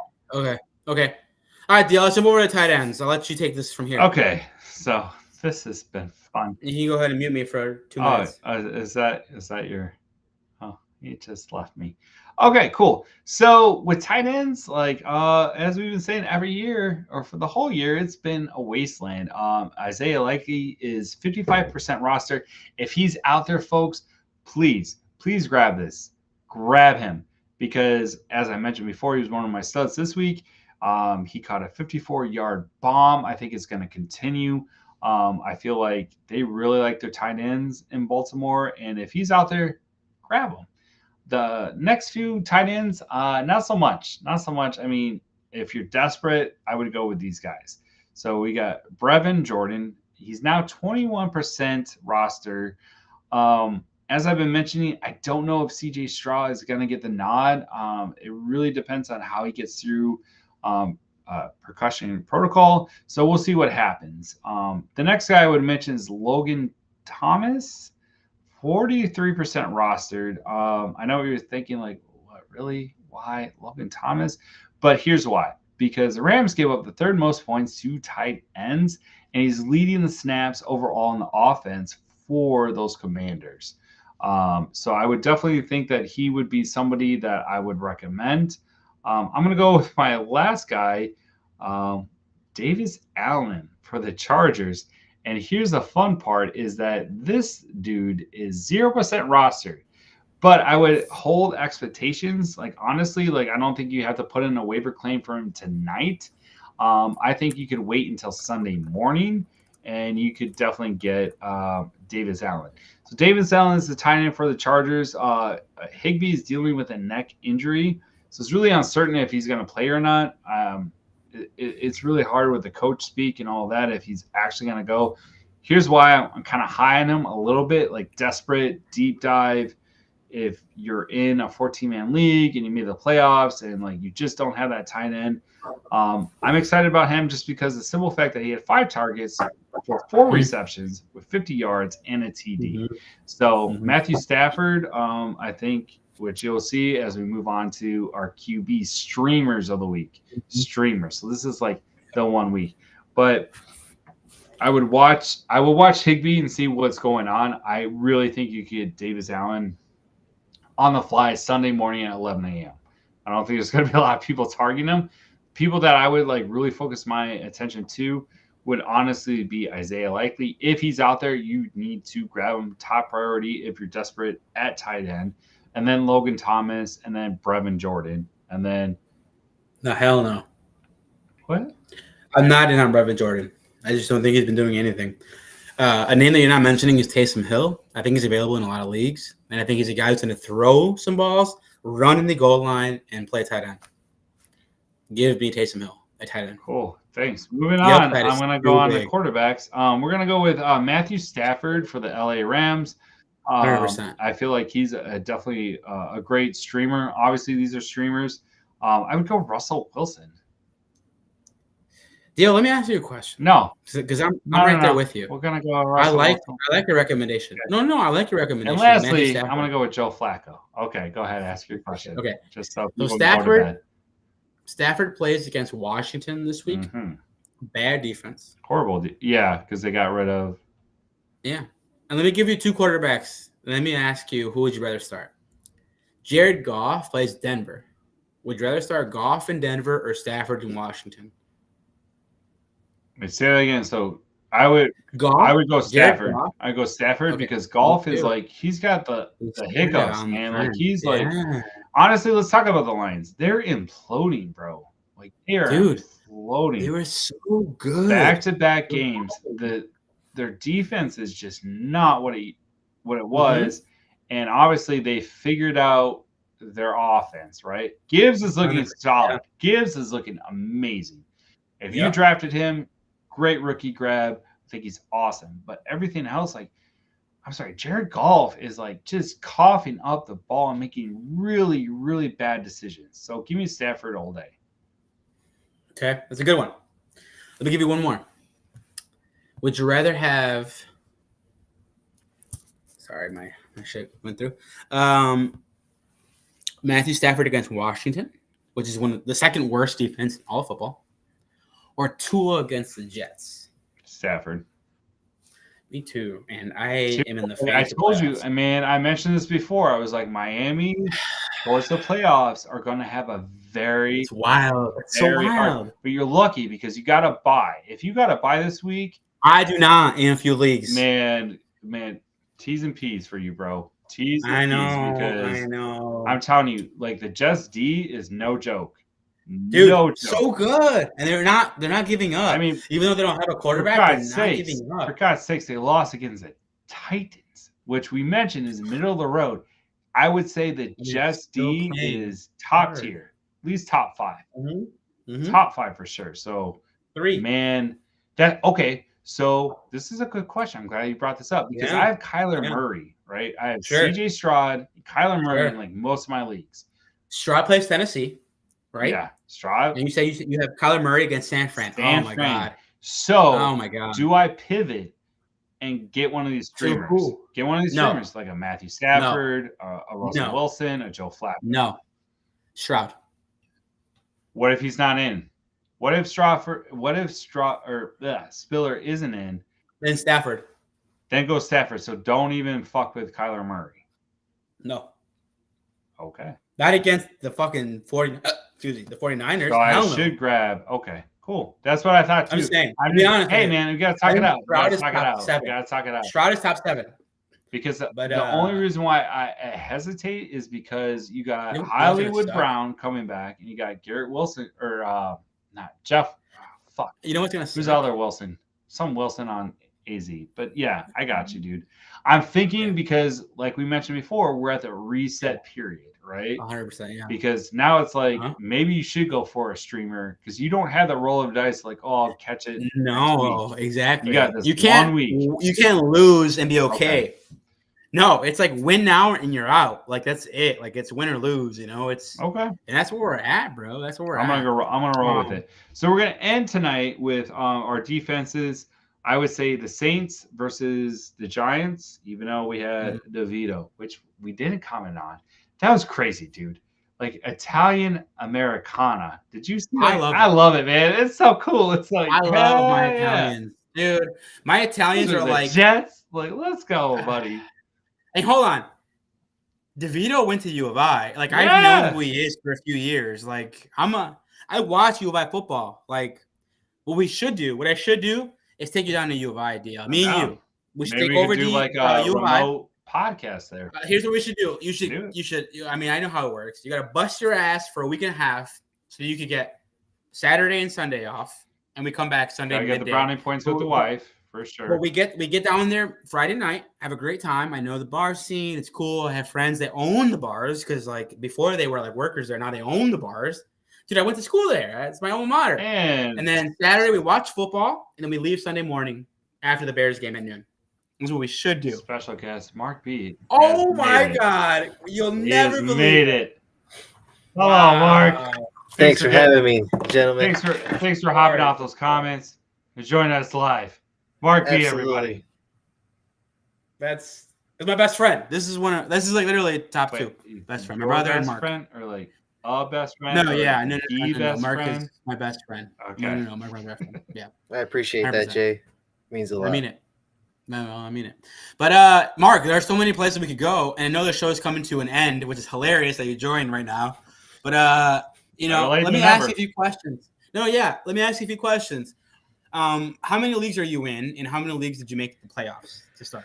All right, 2 on Sleeper, 1 on Yahoo, and 3 on ESPN. So that's 5, 6? right? I think it's 6, right? You said 2 on Sleeper, 1 on Yahoo, 1 on Yahoo, 3 on ESPN. You're right, right? Yeah, 5. Yeah, you're right. 5 on ESPN. Yeah, it's 5 total. The only one I missed in is my biggest money league, unfortunately, Pickers League. Yeah, same here. Yeah, we have a friend, Yeah. ESPN, one of our leagues. It happens. It's okay. It's tough. One of my better years. I've been in a drought with fantasy, so I'll take this year, no doubt about it. Yeah. I got a question for you, Mark. I got a question.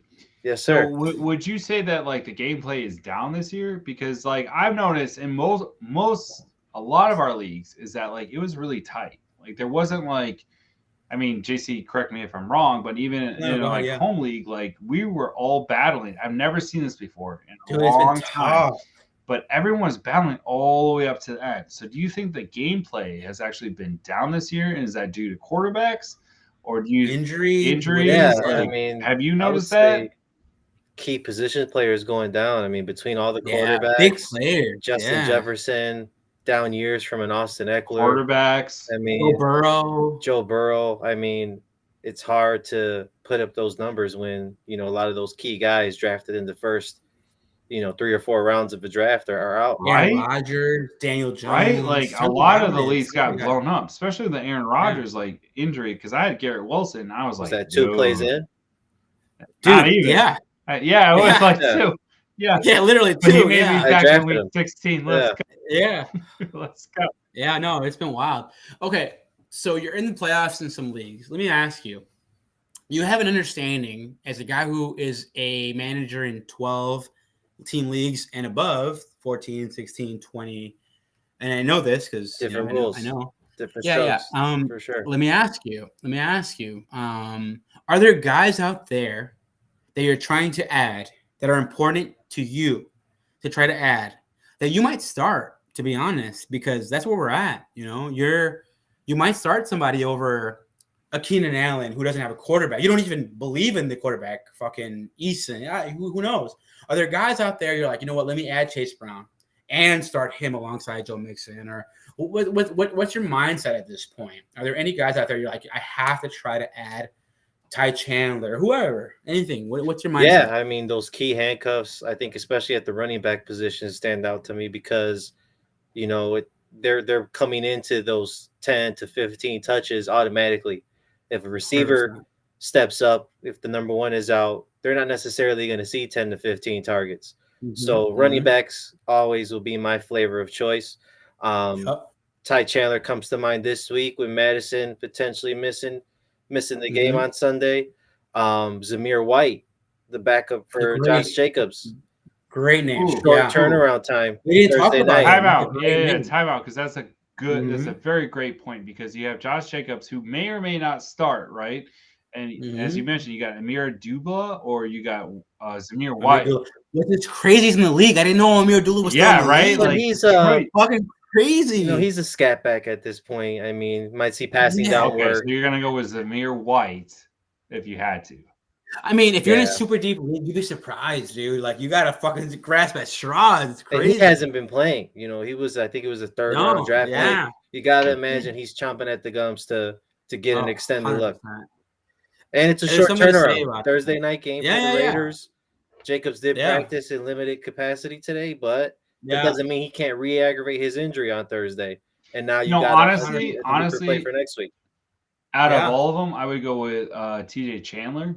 Honestly, just because I like the flow. He's great. Because I don't want to see that like committee going on, and I feel like he has definitely more upside. But like, that has been like a big question because like obviously a lot of people this year have drafted Josh Jacobs like in the top rounds, right? Because last year he was the guy, right? He was up there with CMC and what have you. So I'm glad you brought that up because we totally missed the boat on that. We didn't even talk about that, Jason. Yeah, no, we didn't. Let me ask you, we're going into the playoffs. Quarterbacks, huge position. And a lot of teams have had quarterbacks out there that have got them to this point. Case in point, me. I'm a guy who's had Tua, Tagovailoa, who's been great, to be honest with you. But this week, Tua goes against a tough matchup in the Jets, the number one defense in all of football. Would you sit a top 5, top 4, top 3 quarterback to start a guy who's available on the waiver wire? And I'll give you a name. I'll give you 2 or 3 names. Stafford against Washington, which is the 31st, which is the second worst, like literally the second of all the teams, worst defense total. Maybe a guy like Will Levis against Houston, which is going against the 25th ranked defense. Maybe a guy like Nick Mullins, who plays Cincinnati, the 22nd total worst defense. Bunch of names out there. Would you sit a top 5, top 6, top 7 quarterback to stream guys like that, like Mullins, like Stafford, like Levis? I mean, I think with your season on the line, basically, I think you ride your studs. Oh, I love it. The Dolphins got a lot of weapons. I mean, Sauce Gardner can only guard one of them, right? I mean, Jalen Waddle, I think he's been one of those underwhelming players we've talked about this season. But Tyreek. Well, I mean, all right, I gotta jump in. I gotta jump in. I say, if you watch, and I already said this earlier in the show, but like if you watch that game Monday night, right, when Tyreek was out, how effective were they at moving the ball? Dude, they were bad. They didn't. They didn't. It was run or nothing. It was run or nothing. And then you see Tyreek come back in, and all of a sudden they move the ball. You're like, all right, cool. And then he's like, all right, got you guys. I'm out. Like, my ankle hurts. And then they suffered. Imagine the Bears without DJ Moore. See, imagine. My bet would be this. Is like, I believe in don't tinker with your team. You got there for a reason. I totally agree with that. But, like, if you could get a Matthew Stafford and stream him at least just this week just to give you to the next round, I would roll that dice because I said this in the beginning of the year, like, because Miami's like, especially in the playoffs, like they have a stout. It's going to be a hard playoff run with Miami, and you already got 2 running backs to lean on. I mean, but that doesn't help you when you have a quarterback that you need points for, right? If he's like, here's the thing, ball, you're not gonna, you're dead in the water. He got 5 points last week, guys. 5 points. You're right. You're right. Like, the Rams lost have a lot of people's leagues. Like, you're right. The Rams have 2 elite. I think both are elite receivers. I think Puka and Cooper is he's so good. I think he's already. I'm done. I believe he's elite. And then, I mean, they have 2 elite receivers. They have a great tight end, and they have a good running back. I think they'll put the ball in Stafford's hands and say, "Go get us points. Go win us a game." Yeah, I just think. But on the flip side of that, I'm sorry, I'm playing devil's advocate. Okay. I'm gonna be that guy, right? Sure. We need that. Yeah. So if the LA Rams like go up big, what are they gonna do? They're gonna start running they're gonna run the ball, right? Any team. So it's that weird conundrum is like, all right, do you roll Tua and hope for the best and like keep against the Jets though? Dude, the Jets. I wouldn't do it. I would just wouldn't. I don't feel comfortable going against the Jets. I'll just pull it up real quick. The Jets. I'm going to tell you what they've done. Since week 1, they've given up more than 20 points, more than 21 points. Let's say 5 times. It's week 15. 10 times they've kept it under 21 points. Yeah, but like, I mean, what do you want? This is Chicago. No. We know defense. We know defense. Time out. You got to look at this because there's been a lot of talk about like, are they sus, right? Because when they go against elite teams, they struggle, bro. When they go against a team that has a really great offense because they don't have an offense to do anything, it's tough. I'm just saying, like, if you look at it, they've been called out for that. They're like, they can't beat elite teams. They play Miami next week. If Tyreek Hill doesn't play, give me the Jets defense because we saw what that offense looks like without Tyreek Hill, and it is mediocre. Garbage, bro. It's mediocre. MVP of the year. Tyreek Hill is the MVP of this year. Yeah. How do you feel about that, Mark? Where are you at on that? Do you have a Tyreek MVP? Do you have a Christian McCaffrey? Or is there a quarterback that you think deserves the MVP? You know, I'm always going to lean quarterback. We all do, yeah. And I think the guy, you really can't overlook is Brock Purdy. When you factor in team success and then what he's done, especially the last few weeks, I think he's the story, right? And I mean, I think the story always wins out in a lot of these scenarios. Yeah. Let me ask you a question because I share a league with you. It's less about the league we share and more about strategy. If you're a team that's on a bye week and you don't really have an understanding for 1 week of what your team can do, because maybe you're not adding up all the points of what they could have done, what's your strategy going into the following week? This week you're off. How do you attack the following week? I mean, I think you look to make those moves now. I mean, if you got some bench pieces to play with, Are you looking at matchups? I would look at matchups. I'd look at defenses. You know, if you're somebody who doesn't have a Ravens defense or a Niners defense, you want to see, you want to see what those matchups look like for the following week. Sure. I'll be the homer in me, right? The Bears. Who do they got next week? Arizona. That's Cleveland and then Arizona. Yeah. Cleveland this week and then Arizona. Yeah. You know, it's a tasty matchup. Denver plays somebody that's pretty bad as well next week. Those defenses are out there on waivers. So, I mean, this is the week you make those moves, in advance, I think, and hope to hit a lottery ticket, right? Get those handcuffs in. If an injury hits, maybe you just solidified your flex spots. Sure. Dylan, I'm gonna ask a question, and then I'll leave it to you before we bid adieu to Mark. It's been great having Mark, him on. man. Thanks for coming. This is exciting. I love bouncing ideas. Great. So thanks for coming on, man. Appreciate it. Absolutely. Mark, there's a ton of strategy that goes into the final part of the season, whether it's preparing ahead of time because you're on a bye, whether it's adding your backups finally, because you might lose a guy, whether it's looking at your partner, the guy you're going against, and you might add a guy to block him from his backup, to do all kinds of things. What is your best piece of advice for a team for the remainder of the season? What is the best way they can build their team? What's the best way they can attack the remainder of the season? Little things that people might not realize, whether it's matchups, kickers, weather. What's the best piece of advice you can give the remainder of the season? I would say don't wait till now. Trade deadline, for example. Depending on where you're at, maybe you trade for depth. Maybe you look to consolidate some of your talent, into one bigger name. I would say that's where this really starts. I mean, at this point, there's only so much you can do. I mean, you can look at this advanced stats, you can look at matchups, but at the end of the day, things are going to fall where they may, right? I mean, if you're worried about where your team stands now, good luck to you, Yeah, I would say that too. Don't tinker too much, right? You don't want to tinker too much. You don't want to get too cute with your lineups. I would pay attention to the people that I lost. Mark does that. Mark does that, by the way. He literally will sit his starting roster until hours before the matchup starts. Smart. It is smart because the opposing team is like, what are you going to start? What are you going to do? Yeah, it's crazy. But that's such a fucking super brain kind of thought, a way to attack. It's so forward. Well, people get stuck on projections, right? I don't want to give you that. I don't want you to have any false hope. 100%. Or you don't want to. You want it to manipulate what they do as far as ads. Yeah, absolutely. Now's the time too. I was going to bring that up too. Now's the time to man. If you're going to against somebody who has Madison, right? Get TJ Chandler and let him ride on your bench. You're not going to start him, but you're going to make sure that guy doesn't get him.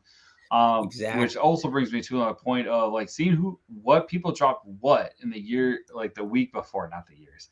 The week before to see if you got that, diamond in the rough. And then I would also recommend look ahead. If you're on a bye week, look ahead for that next following week. See if you can get a defense that is just, gonna blow the next week out, right? If you got 100%. Pittsburgh who's going against somebody who sucks, 100%. Grab them now. Don't fall asleep at the wheel, especially in your bye weeks. And that would be my advice. Also, if your league is one of the leagues that has budgets, most people are at zero at this point in the season. I know in one of our leagues, JC's at zero. So I've been at zero for a long time since week 3. And playoff teams in this league in particular, are the only teams that can make ads. So I think myself and one other team has budget. So what does that tell me? I have my pick of the litter when it comes to waivers. Correct. So, if you know a team has no quarterback, right? Somebody had just lost Justin Herbert. They have no budget dollars remaining to make a QB ad. You could pick up. What are you doing? You could pick up a Stafford, and you can, kind of block them out of there. So yeah, absolutely. There's some strategy there as well. Don't blow your fab budget, guys, like a JC on a Jerome Ford. Yeah, it's okay, and that's fair. Use the waiver. No, use the waivers against people. Jerome Ford, you blew your fab budget. I did. It's okay. I did. But use the waiver against people. In a lot of leagues, there's a 2-day waiver period. Knowing that you could add a guy on fucking Sunday night going into Monday, Tuesday, who stays in your bench, who's going to be out Wednesday, Thursday, and if they play a game Thursday night, no one can use them and you drop them. You can't add them. Use that waiver period. Use whatever you can against your opponent. If I know I'm going against you, Dustin, and I know that you have, Gabe Davis, you can play Saturday, a random Saturday game in the playoffs, and I can add him on Tuesday. I'm going to add him Tuesday, hold him on my roster until Friday, cut him, and then add another guy who you could possibly add, Josh Palmer, or you name it, for Sunday, and fuck you over. That's just, you have to do that. Sometimes, kind of stuff. Hey, it's a competition. Like we said, it's a reset. You're resetting. Like, you got to look at the playoffs as starting defenses, kickers, quarterbacks, whatever. Even though you have no intent to start these guys, it's just what you got to do. And especially if you're thinking about, like, if you are one of those managers of Josh Jacobs, like Raiders play Thursday night, so you really got to, like, do you really want to go on Zamir White or a Dubla? That's a great name. Zamir White's a guy people are not talking They're not, because they're like, oh, well, screw the Raiders. But, like, hey, especially I like Zamir White probably over a Dubla just because of the simple fact that he can catch. Especially in the PPR league and even in a standard league, like, you're still going to get the yardage. You may not get the, like, points, but you got this. So, yeah, 100%. I agree. And Mark, we thank you so much for being on the show. On the way out, I'm going to throw it over to DL for a final question. It's been great having you on. It's just crazy. We are in the fantasy playoffs. We are at the end of it all. DL, what do you got? Anything else you want to know from Mark? Anything else you want to ask? Maybe, something having to do with the future. Sometimes you might add guys a week in advance, not knowing you're going to win. I mean, I don't know. There's so many different ways you could take it. What do you got, DL? So I think my biggest question would be this: is just like, as we're heading into, like, do you have a bye week, or are you playing all through? Some leagues I have the bye, others not. Obviously, I'm happy in the leagues that I do. Yeah, I mean, no complaints there. I'll take a bye week. Anytime. For sure. We always want that bye week, right? You get a little bit of a rest. But I guess my biggest question is, like, if you're falling short at a position, like, what is your best advice? Do you, like, just go for it, or do you just kind of, like, roll the dice with what you have? Like, meaning as if, like, for example, if you have Garrett Wilson, are you, like, going to target, like, one of the wide receivers on the waivers, or are you just going to, like, plug and play and, like, maybe Zach Wilson will have another great game, and Garrett Wilson will be a 21-point or, like, at least a decent run in the playoffs? I'll give you a personal example. So I lost Tank Dell in the league. Okay. In this league, I'm heavy at running back. So that second wide receiver spot I have, I'm almost treating it like a flex spot at this point. So, I'm not necessarily going to get stuck on finding Tank Dell's replacement, because my two flexes are running backs, top tier. So that second wide receiver now, I can treat as a flex spot and roll that dice, on a lower end wide receiver. So, I mean, there's only so much you can do at this point. Also, cut dead weight, right? If you have a stud, if you have a Patrick Mahomes or Jalen Hurts, and you have, a Trevor Lawrence on your bench, what purpose is that serving at this point? Add a wide receiver. If you're worried about Garrett Wilson, make that speculative ad, and that's gonna have more value than Trevor Lawrence sitting on your bench, who you're not going to play at this point in the season if you have one of those top tier guys. Okay, and my last question would be this. Are we keeping Fields, or are you hitting the reset button? We've all of Chicago has talked about this extensively. I mean, I've seen too much of Fields, and I've seen too little, it feels like. But at this point, this is year 3. He hasn't sat on the bench for 3 years. It's not a Jordan Love situation. It's not an Aaron Rodgers situation. He's played. But do you want that? Do you want that? Oh, wait. Just wait. Let him answer because it's part of it. I give him more slack. I'd give him more slack if it was one of those scenarios. But at this point, I'm hoping he builds his value. You don't give him 2 coordinators? No. But here's the thing. Like, I see where he's coming from because, like, what did we say last year, JC? What were we, like, we're pounding on the desk? Like, we got to see. First year, time out. We wanted to see him to take the next step. So my question would be to Mark. He did. He didn't make that. Did he? To me, he did. He made the next step. They got him a DJ Moore. They got him a premier tackle. Got him weapons. And Darnell Wright. And he's winning games. What was the narrative last year? They couldn't block for him. Yeah, they couldn't. The Lions suck. But that's not the narrative anymore. So what's the narrative this year? That's my point. He doesn't have enough weapons. There's always a narrative. Oh, the same narrative sucks. The offensive that Patrick Mahomes has. Same narrative Patrick Mahomes has. He doesn't have enough weapons. Add another receiver, maybe another tight end, and a left tackle, and that's it. There's nothing more you can do. No. But you can't do that. Time out, dude. Like last year, we said the same thing, and I agreed with you. And I'm not like just saying like it was just you, but we said like get him a wide receiver 1. They got him a wide receiver 1. Give him a tight end. Cole Kmet has not dropped a pass. They didn't go get another thing. Time out. This stat. Cole Kmet has not dropped a pass. He's like the number 1 tight end of catching it, right? You got Mooney, who's supposed to have another great season, right? He hasn't done shit, but I don't think it's on Mooney. Okay, but what I'm saying to you is like, what other weapons do you need? He's got a wide receiver 1. He's got a tight end. Hold on. He's got a possession receiver matters. A possession receiver. DJ Moore is not a possession receiver? No. He doesn't get the yak? No. He's an X. What he does is different than a possession receiver. A possession receiver is a guy who you can throw the ball to and high point a ball at all times. A guy who you can like get a play. Give me a name. What DJ Moore does, there's plenty of guys. Brandon Marshall, Calvin Johnson, DJ Moore is DeAndre Hopkins. No, he's not. No, he's a diminutive receiver who can do all of the route tree.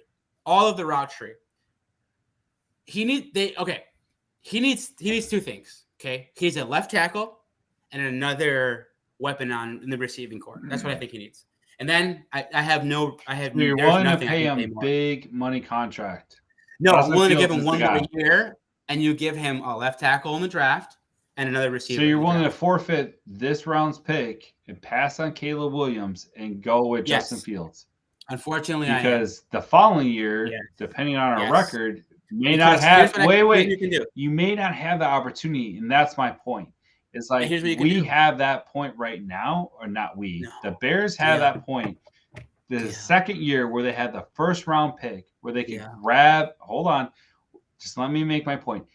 Where they could grab the number 1 quarterback of this season, which has a great class, mind you. They don't have to go with Caleb Williams. This is better. This class is better. Hell yeah, it's better. Way better. The number 2 is better than number 1 last year. They have this opportunity to go for it, and you're telling me like, nah, fuck it. Let's roll again on Justin Fields. And unfortunately, I am. That's. Let me ask you. I don't know if you can walk away from that decision. Hold on. Before you say anything more, this class, maybe the number 3, but for sure the number 2, 1 and 2 are better than last year's. This year, assuredly, you can get 2 firsts and a player.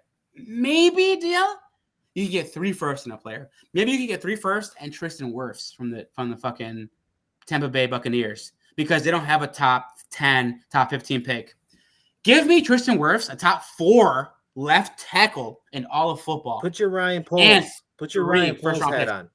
I'm putting it on, and he's killed it. I want to give him the credit. Is he gonna risk his job? He deserves credit. He didn't get C.J. Stroud. Yes. Yes. He passed out of CJ Stroud. I would He's going to risk it pass because out of Justin Fields Caleb is not my Williams quarterback. No, but and Drake May. If Justin Fields ain't it next year, Hold Ryan on, hold Poles on. is gone. Yes. Because And you know what if my those guys pull are would be? transcendent talents, and Mark, he passed Kevin them out, Warren's not gonna help. He's gonna be Mark, a bad. no, bullshit. If you're Kevin Warren, Mark, and I say to you, I've been in this job for 3 years, and in 3 years, I've completely rebuilt the defense. you ain't got a QB. I've made you ain't got only nothing. one bad move, and the bad move was Chase Claypool.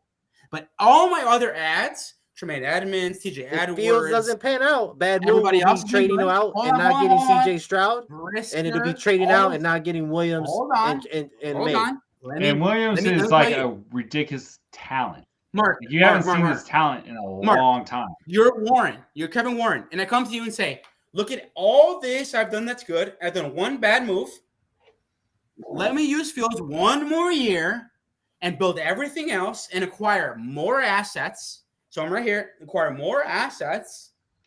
And if Fields doesn't do it next year, then I have 3 first-round Yeah, but that's picks not what we were saying last year. find a quarterback That's on a not rookie what deal. we were saying last year. He's not going to get a third try. It's Listen, 3 strikes and you're out. A third try. He hasn't had his own quarterback once. Yeah, but Listen. how Foles has not had his far own can you quarterback get by once. on that excuse? He's had the chance I to mean, draft his own no, guys. but he's done everything 2 else times. correct. This will be Exactly. his second time to get He's done everything a else top correct. quarterback of the It's draft. not a You think pass. this past year It's not a quarterbacks pass. have been He great? doesn't get a pass. He missed on Stroud. I'll give you that. He missed on Stroud, but I don't think Bryce. Yeah, but was what worth did we it. say Stroud is last better year? What did than we say Fields. last year, JC? We said that Probably, yeah. we'll give him, Probably. and we said that we're like, okay, well, if Justin Fields doesn't take that step, they have this backup plan of having the number 1 draft pick, right? And now we're at that point, and sometimes he has taken a step. He No, has. You're hoping Kevin Warren don't has your believe he's taking mindset, that and step. I don't know if he I'm will. hoping Kevin Warren gives Ryan Poles a quarterback because Fields was not the quarterback he drafted. And I'm hoping he His says. other argument is that He says this. Justin Fields on. is not Ryan Hold on. Poles' guy. Hold on. I'm hoping. And he's Kevin not going to Warren put says his this. job on a guy he's not going to Hold draft. That he on. didn't draft. Kevin Warren's been in the job for 1 year. I'm hoping he goes to Ryan Poles and says, if Fields isn't your guy this year or next year, which is next year, you better build everything else. And Poles is building everything else. You're looking at it. Yeah, That but you're missing. sweat You're trade- closing That a sweat window. trade has given him Here's what you're to missing. many fans a ton more equity. Here's what bro. you're That missing. sweat No. trade But was here's great. what you're We're missing. the Niners. We're not the Great. Niners. Listen, Not yet, listen. at least. Here's what you're Great. missing. Sweat If the trade Bears was good. get better, they don't draft, right? And we get better. We're not going to have that pick. We're not going to have that number 1. No, we have Carolinas. That doesn't affect. No, what I'm we can saying do. like if we pass this year and do not draft a quarterback. And we traded down. You're saying Carolina's pick? You're saying? Yeah, I'm saying like I mean, 3 first-round picks that will guaranteed be top 10, at least 2 of those. Just listen to what I'm saying. What I'm saying is that we don't have this opportunity to get one of the top quarterbacks in a draft. We will not have that luxury next year. We will not. How's Bryce doing? I'm with you. I'm not saying That like team is so bad. You think one pick's going to change that team's trajectory? You're not picking up what That's I'm the saying. scouting. I don't think I mean, that's the scouting, though. You can't. No. I mean, that team is so bad, far and away. Yeah, but the you worst had team an in football. owner. You had an owner that said, "No, I want CJ. I want David Brees Hall." Tepper. Who's to say Stroud Tepper. wasn't I on mean- top of Poles' big board, though? So Yeah. you can't throw Young out there. Yeah, you can't But he say that. still built a great team. Listen, you guys are not giving Ryan Poles any credit. I I'm am, giving but him it's a huge business. credit. I think he's Killed smart it. as shit, but I'm saying, Poles has killed it. okay. And this year, and listen. Not listening. What, he's going to make it a big decision this year, and I'm going to fully be behind it, no matter what it is. No matter what it is. If he doesn't think Justin's the guy, I'm going to be fully behind it. It's going to be unfortunate. It's going to hurt, but I'm going to be fully behind it. And if you think Justin's the guy, dude. I'm fully behind Here's it. the He's going to see point. what I Here's think I the see. point that you made last year. You made last year. You said keep Justin Fields because you don't want to know why? Because we have another first round I don't pick believe in the Getz. I following. don't You're not believe in listening. Getz. Now He you're was talking telling me over about Getz Caleb team. Williams last year. Yeah. Now it's You're like, just but oh, look at no, it but now. we have the He's had backup moments plan. that are not good. We have the backup plan. We have the next. We have Caleb Williams. He's going to be the next guy. So Justin Fields isn't the guy. We got him. Not Next to year mention, here's is the another backup thing. plan. And not only that, we're at that point. And not only that, like, are you going to pay Justin Fields top dollar amount? Because for a that's what he's 6-game gonna stretch. ask. That's what he's of going dominance. to ask. Did he really make that step? If they win out, are you going to pay Justin Fields next year? Yes, because next year he's still on a rookie deal. Well, it's the last year, I think, right? And don't they 1. usually look to extend them? Next year's the last. You could never be a year. man. The 5th year is the last. No, the 5th year is the last. You can never Next be year's the 5th. owner. But I was letting you know. they'll look to extend them. No. Next year is literally the last year of the rookie deal. It's up to the team. After that, the team doesn't have a player. The player has the option, not the team. All right. So being honest with you. So, phony homies, let us know what you think. We're gonna put a bow on this. Thank you so much for hanging out with us for an hour or 2 hours. We really Thanks for appreciate joining it. us, Mark. Special thanks to Marc B for hopping on. This was a lot of fun. This was a great episode. We're gonna be back next week. If you want to hit us up on Twitter, we're at tweetffg. Use that hashtag AskUsFFG. If you want to send us an email, askusffg@gmail.com. Don't forget to call JC, call him tonight, and let him know what your thoughts are. Should we keep Justin Fields or should we flip it for the number 1? You can call him at 708-655-4508. Thank you guys so much. It's been a great show. Love you all. Good luck in your fantasy this week. We hope you make it to the next playoffs. And if not, there's always next year. Yeah, and please be sure, as always, DL, to like, subscribe, and smash that notification button. Thank you so much. So you know when we go live. Yeah. Peace out, brother. Mark, join us more often, please. I liked it, bro. We liked it. Yeah. All right. Always. Peace out, guys. I'm in the stream. Bye.